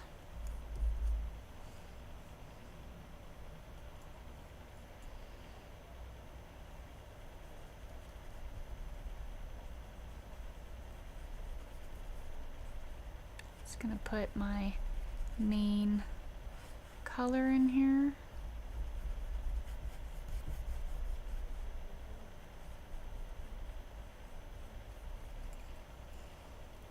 It's not too much of the dark color on this one.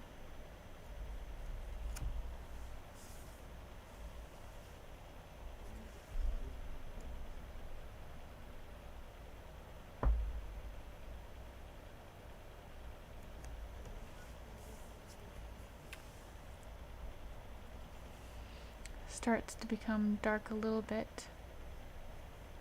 Just to the left side a little bit.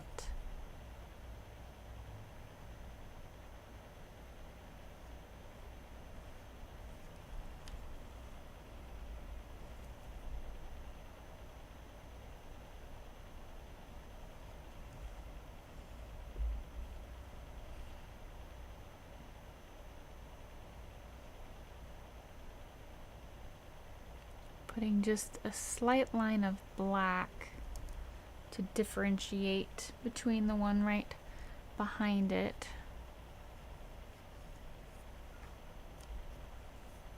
A little bit more of the brown color at the bottom. Get some more of this red so I can blend it in.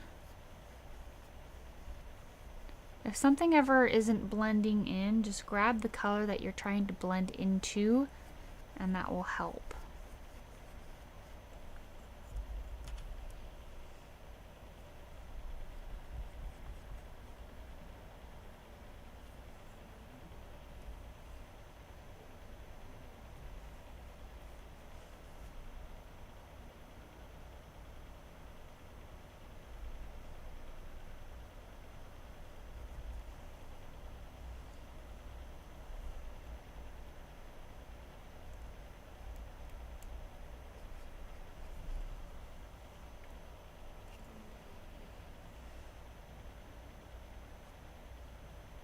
Now this one has the most like reflections going on, but hopefully we've had enough practice up till now that we can kind of understand what's going on in like the colors. So I'm using the dark colors to kind of give the reflections some shape.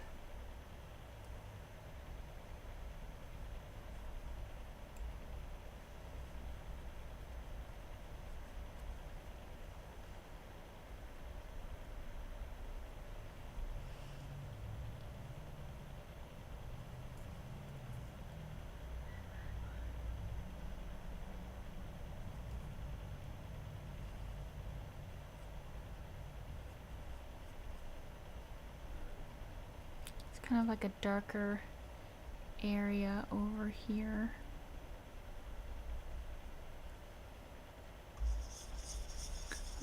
And now before it dries, as usual, I'm going to come back over with a highlight color, or like the reflection color.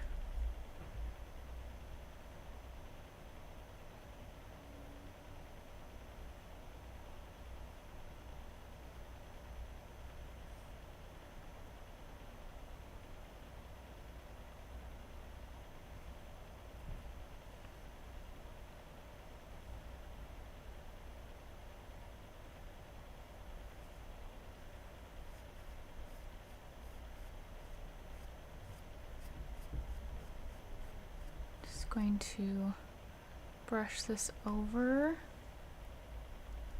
grab some more.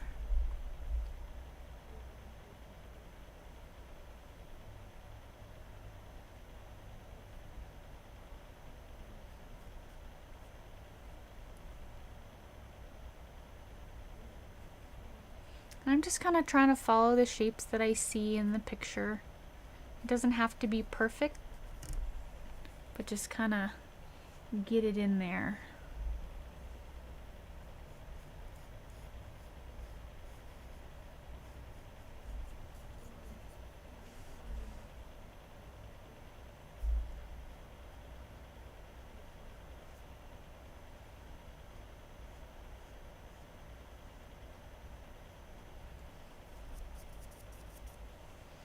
There's some more highlights coming around here.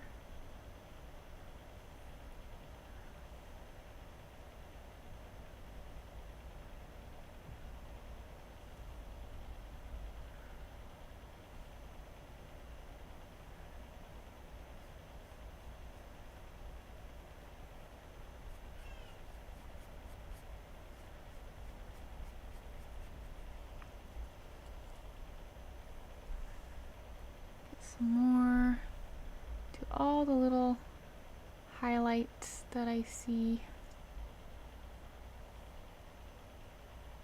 Anything that's not like the pure white ones.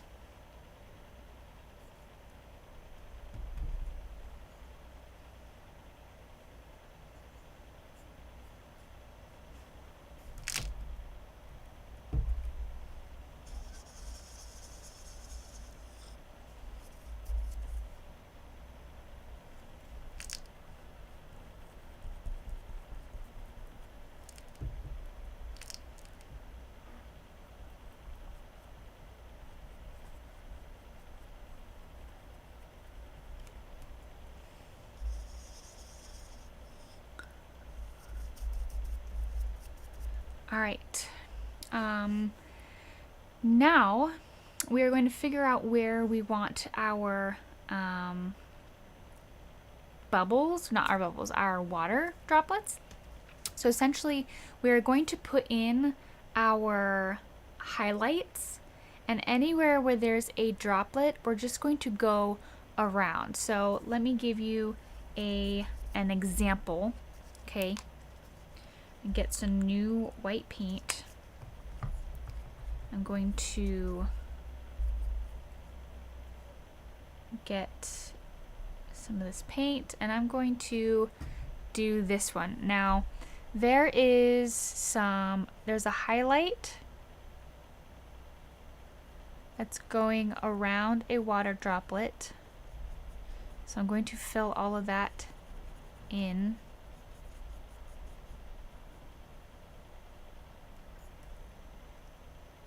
It's kind of like this. There's a water droplet that's right here. I'm going to go around it.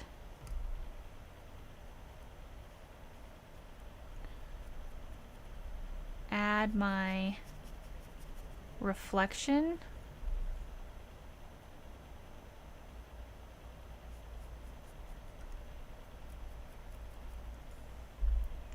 And then come back and add my reflection that's on the water drop. And then later we're going to come back with our highlight red color and add our highlight underneath. So then it looks like a water droplet. Yeah?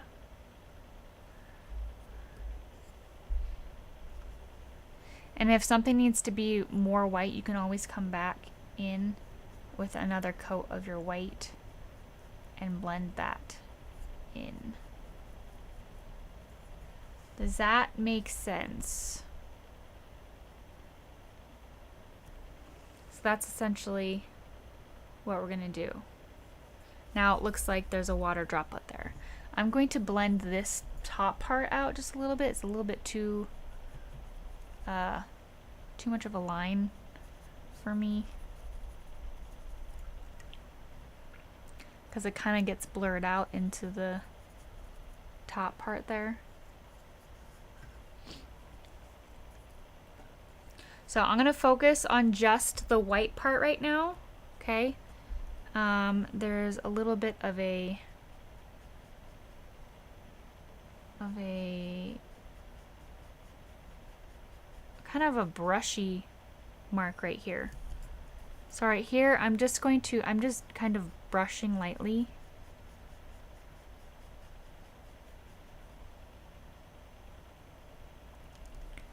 And there's a faded one right here. So I kind of brushed off some of my white so it's not as stark.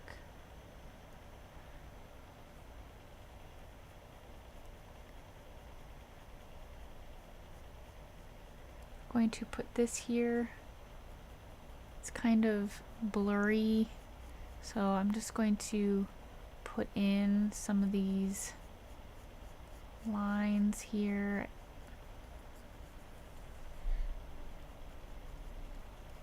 Maybe do a little bit of a circle, very soft blended circle.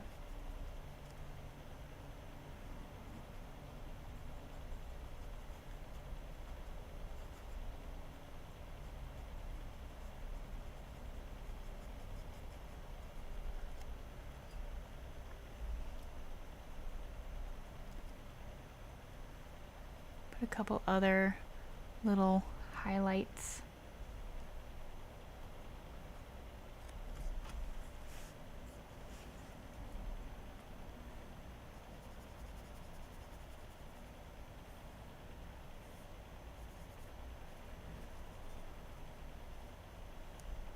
And you can put any other small highlights. That I did with, like, there's barely any white on my brush. And you can just put in the little highlights, little things that you see here and there. Like, say like this needs to be a little bit whiter. You can come back in with just your white. And just kind of dry brush a little bit of this on here to make it so it's a little bit whiter.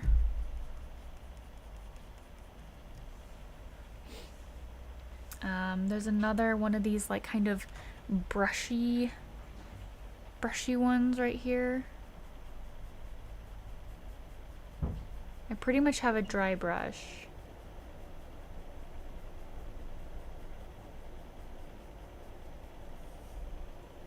It's that. And then the one right above it is a little bit, it's more like a square. So I'm just going to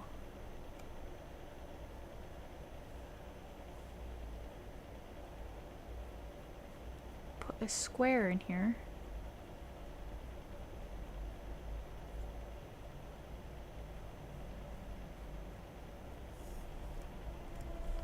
And then I'm just going to kind of brush it out so that it's not so clean, I guess.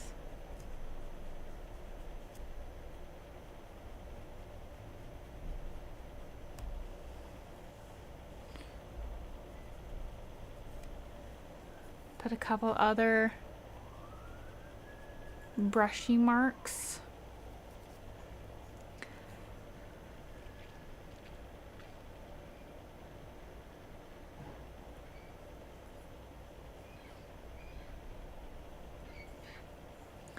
There's a couple of just other like small little dots that I can do over here.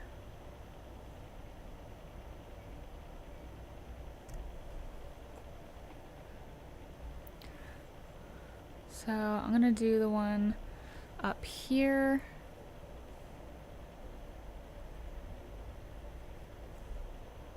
I'm gonna do the top part of it.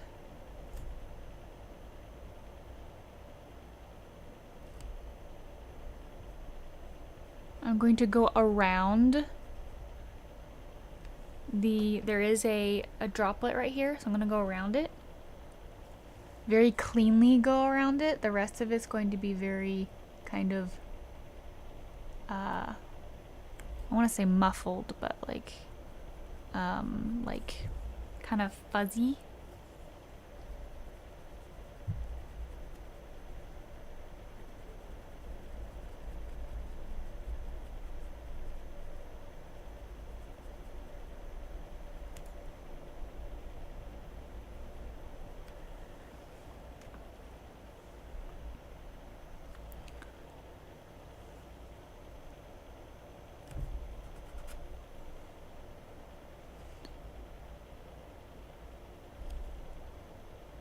can put my little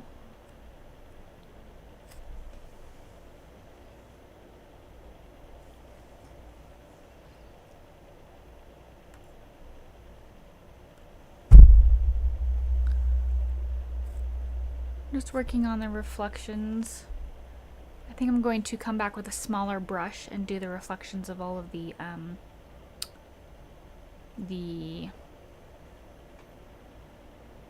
water droplets.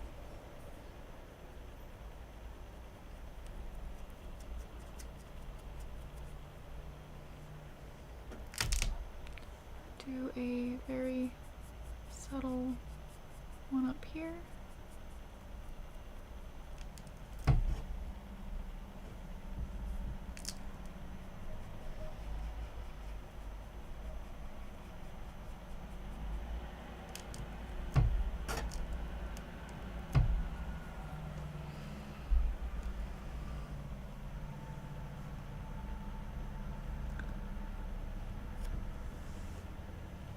It's amazing how much the lighting brings everything to life.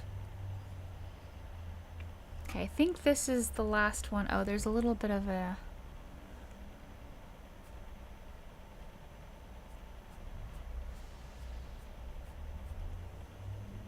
highlight here.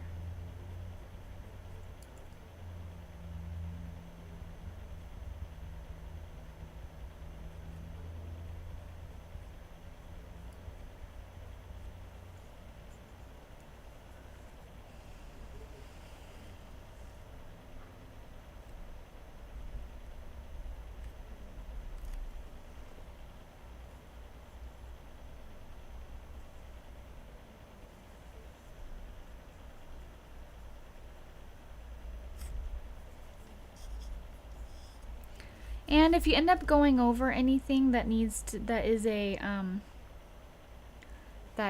a droplet, and you need to like fix anything, you can just go over with that color and like fix any coloring. Alright, I'm gonna go in with my pinkish highlight color and put in the bottom of all of the droplets.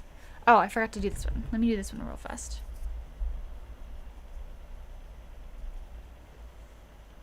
Let's see, there's a drop right here, so I'm just gonna do the outline of that in the different places.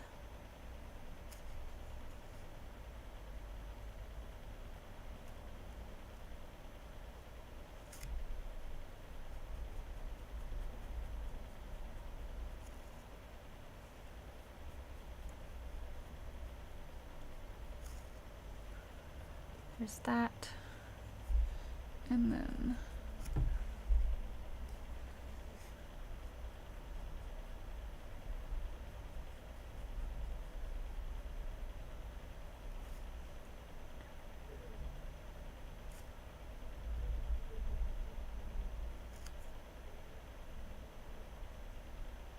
make it all fuzzy.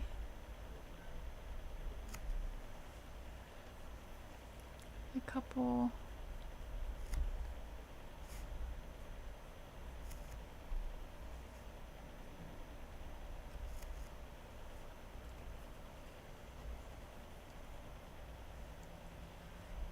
I already kind of did the bottom for that, so I'm just gonna do a drop for that.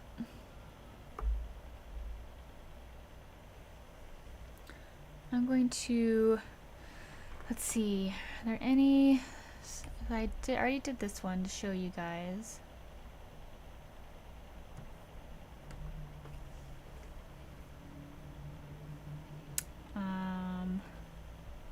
There's one a little bit right here. I'm just gonna come in with two different brushes. One for the highlight and one for the like the red part of the highlight.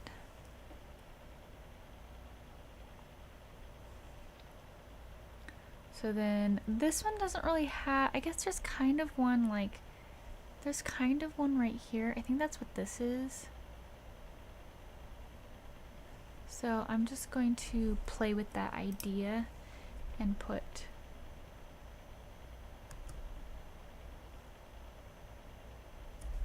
that.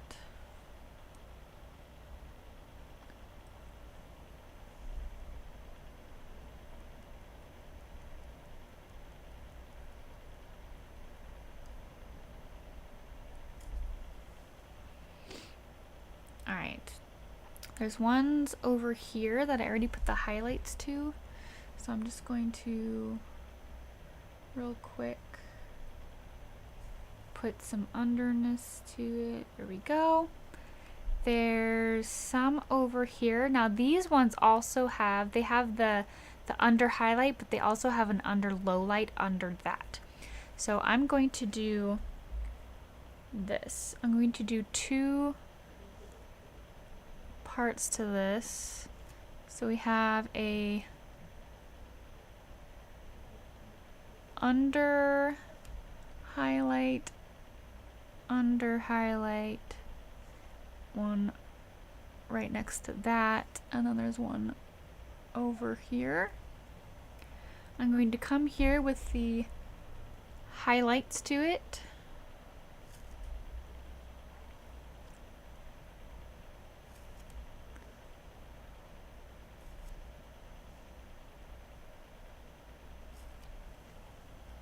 And then I'm gonna come back with the darker red, kind of the browny red, and go underneath my highlight. Underneath my highlight red.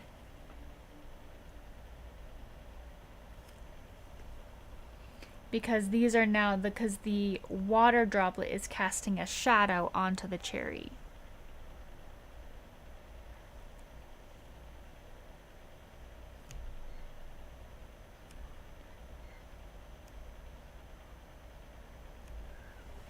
Like so.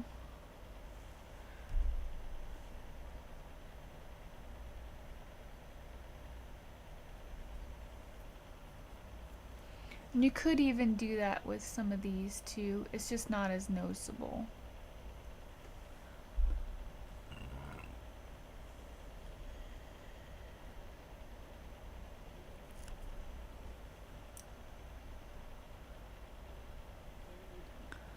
Alright, I'm gonna move back to my red highlight, my under highlight, and I'm going to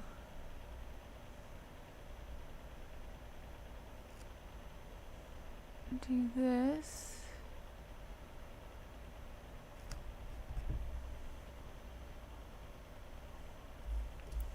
And put on my, these are little square ones.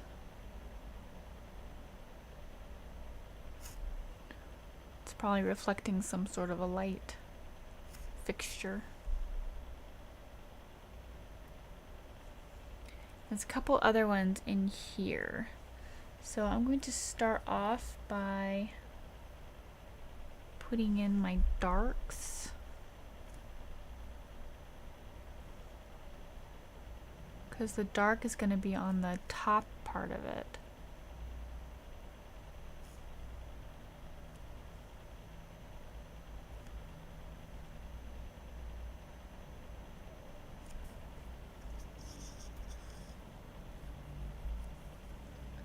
Come back in with this light color.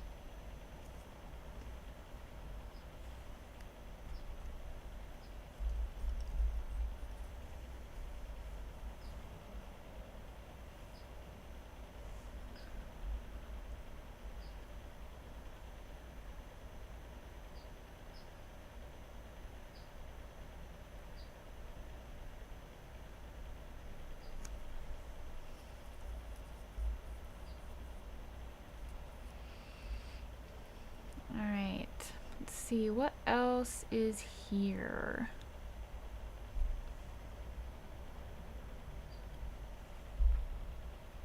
I'm gonna do the detail on this one.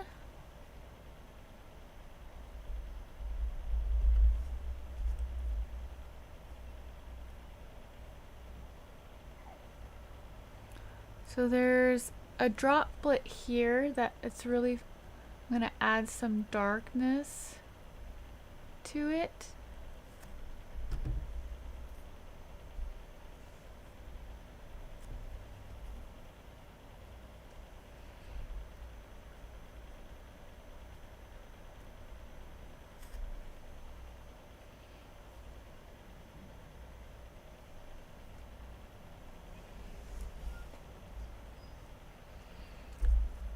Add my under red coat to this one.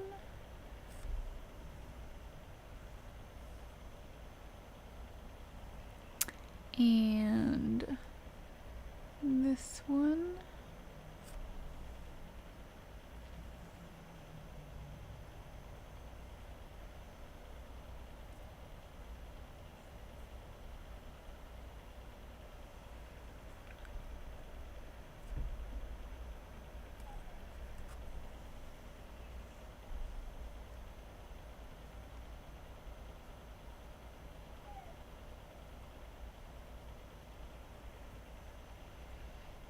See. This one kind of comes at circle.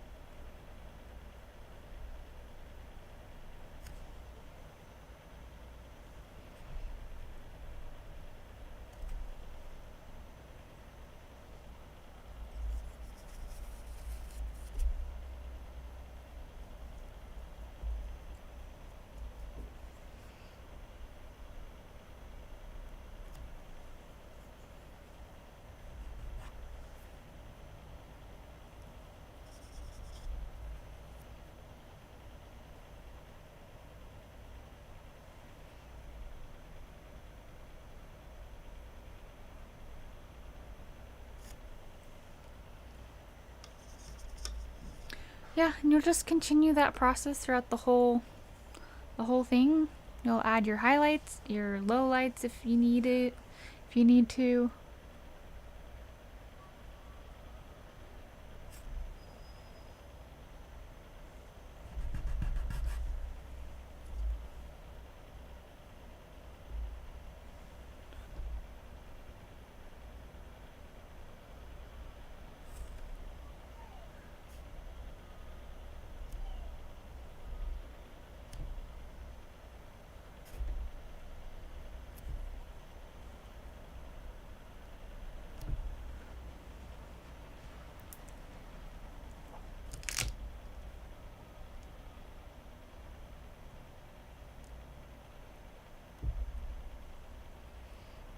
Alright, I'm gonna go ahead and work on the color for our green.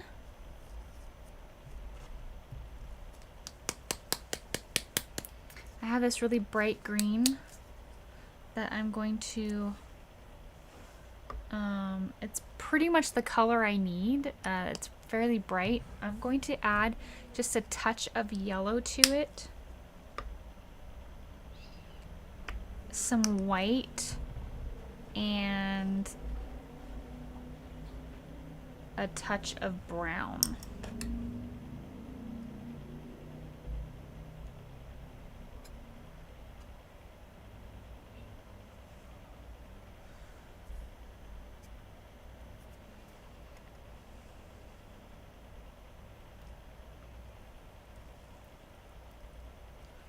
So I'm adding, so for me, I'm adding yellow brown to kind of dull out the green a little bit. I think I need a little bit more brown. If you don't have any brown, you can use a little bit of red, because red and green make brown.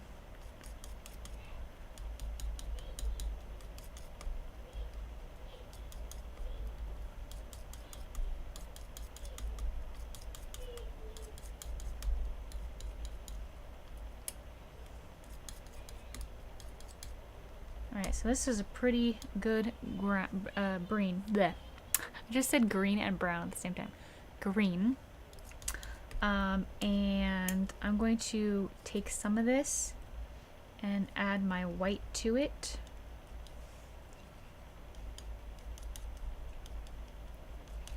That is a perfect color for that.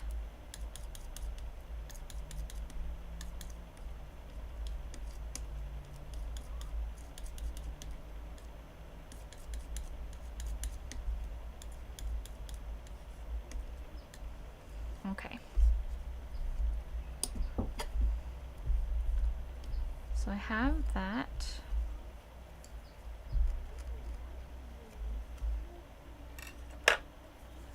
Alright, I'm going to take my filbert.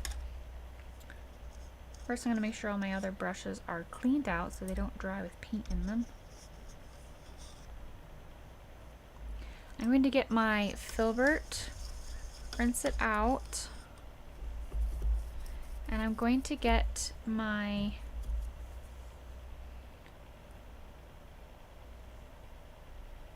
base green. Sorry, my kids are at the door right now. They're knocking at me being like, hello.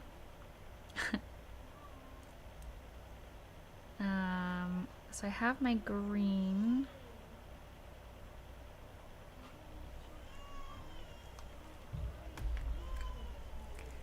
And I'm going to start with this one back here.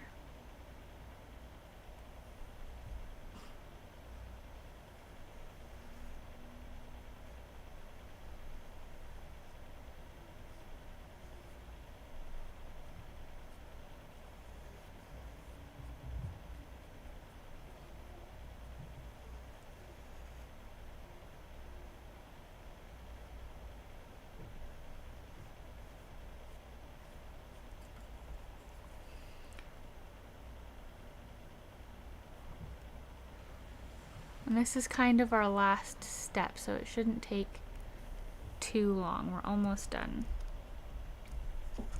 We're just gonna put in all of our... Hello? Yes? Oh, okay. Well, I'm almost done, okay? My kids... It's like my kids know it's 6 o'clock. They know. They just know. So I'm gonna finish this up and then I'll be all done. Okay. So I'm gonna put this one out here. Kind of goes straight and then comes out.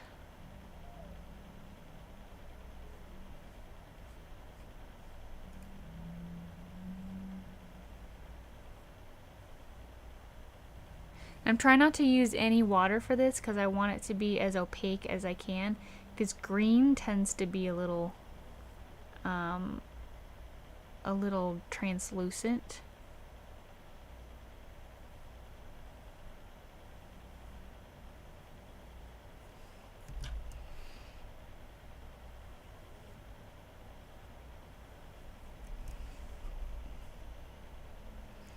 So there's that one. There's one coming up from this area.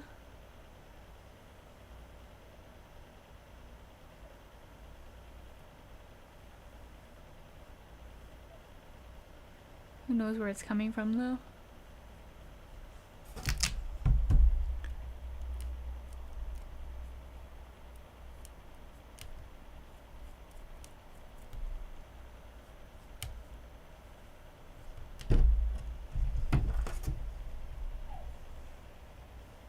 And I'm just gonna go straight into the light green for this one because this is all light green.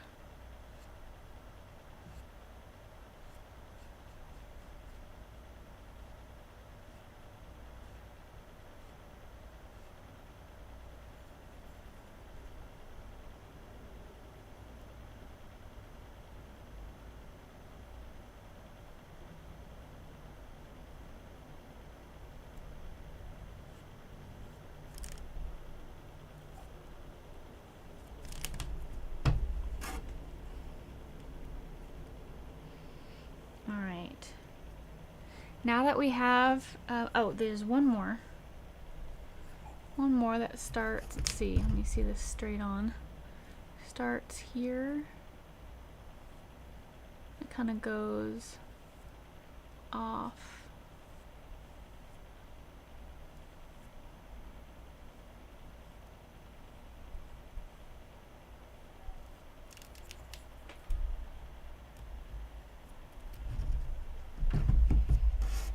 This one goes over it.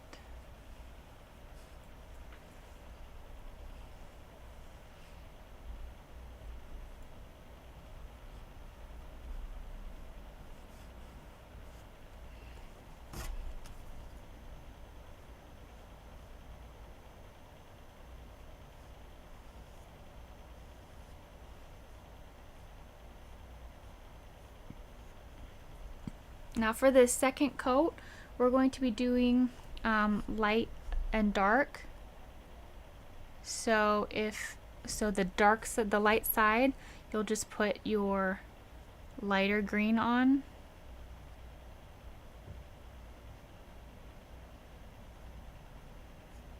And you'll put your darker green on the other side.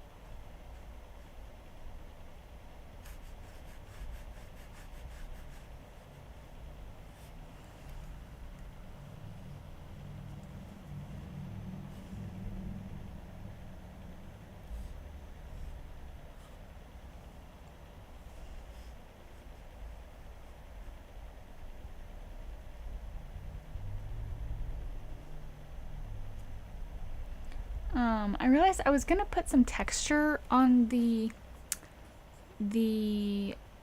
cherries, but I feel like I don't even need to at this point. I did notice there is a little bit of a line here, but that's like, it's like it. There's not much other texture. There's just really, there's a lot of texture on the first one. I might go back in with some texture. We'll see.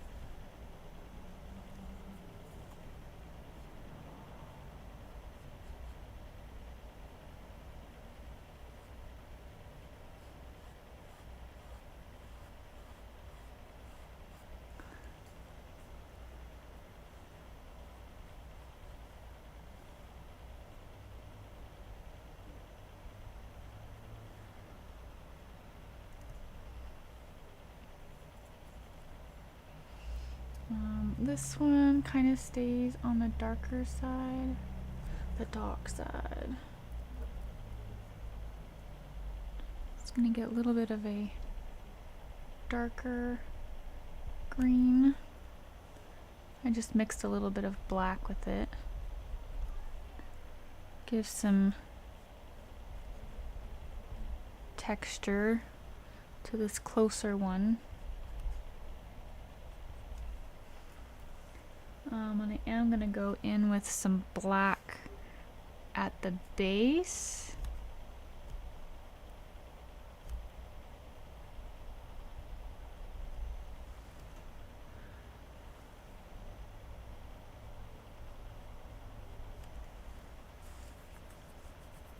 give a tiny bit of contrast.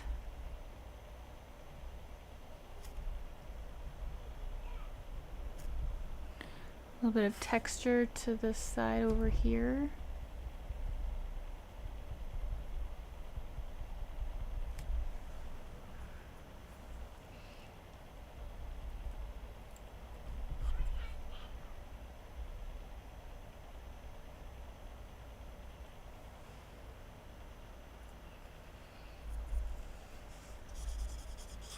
I think we are just about done.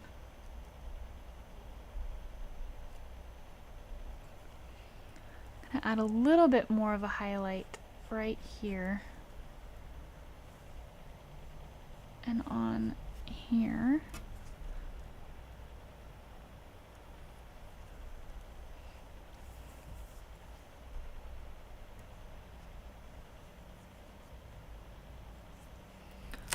But yeah, that is pretty much it. I think I'm gonna add, just so I can match some of the texture of this, I'm gonna add just a little bit of texture.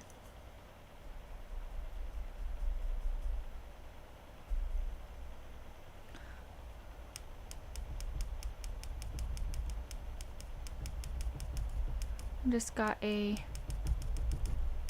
dry brush and just dipped the corner in it.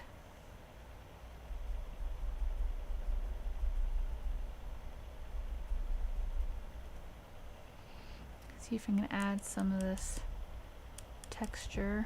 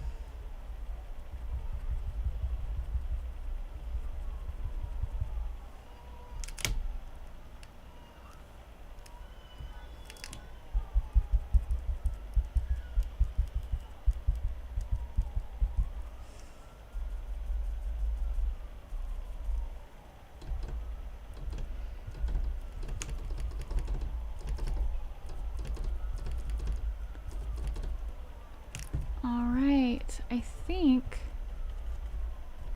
that is all I want to do with it. Alright, I think I'm done. I like it. I am super curious to see how everybody else's came out. So if you are not yet a part of my artist community over on Facebook, let me link you to it right now. It's just a free Facebook group for anyone who's on Facebook who wants to share their work after class. If you are not there, please join us. I would love to see your work and your artwork for classes. You can either share it to just the main group, or after this I will be putting my painting in a specific like a photo album, and you can just add it to that, and then everybody can see everybody else's work from that same class. So I just linked it. Feel free to join me over there so I can see your work. I would love to see it. As well as if you are interested in more classes like this, please make sure to subscribe and check out my Patreon, because I have exclusive classes for patrons who support me over there. Thank you for joining me, and I will see you in the next class. All right, have a lovely night. Bye, guys. Bye as soon as I can, change it out. Have a good night, guys.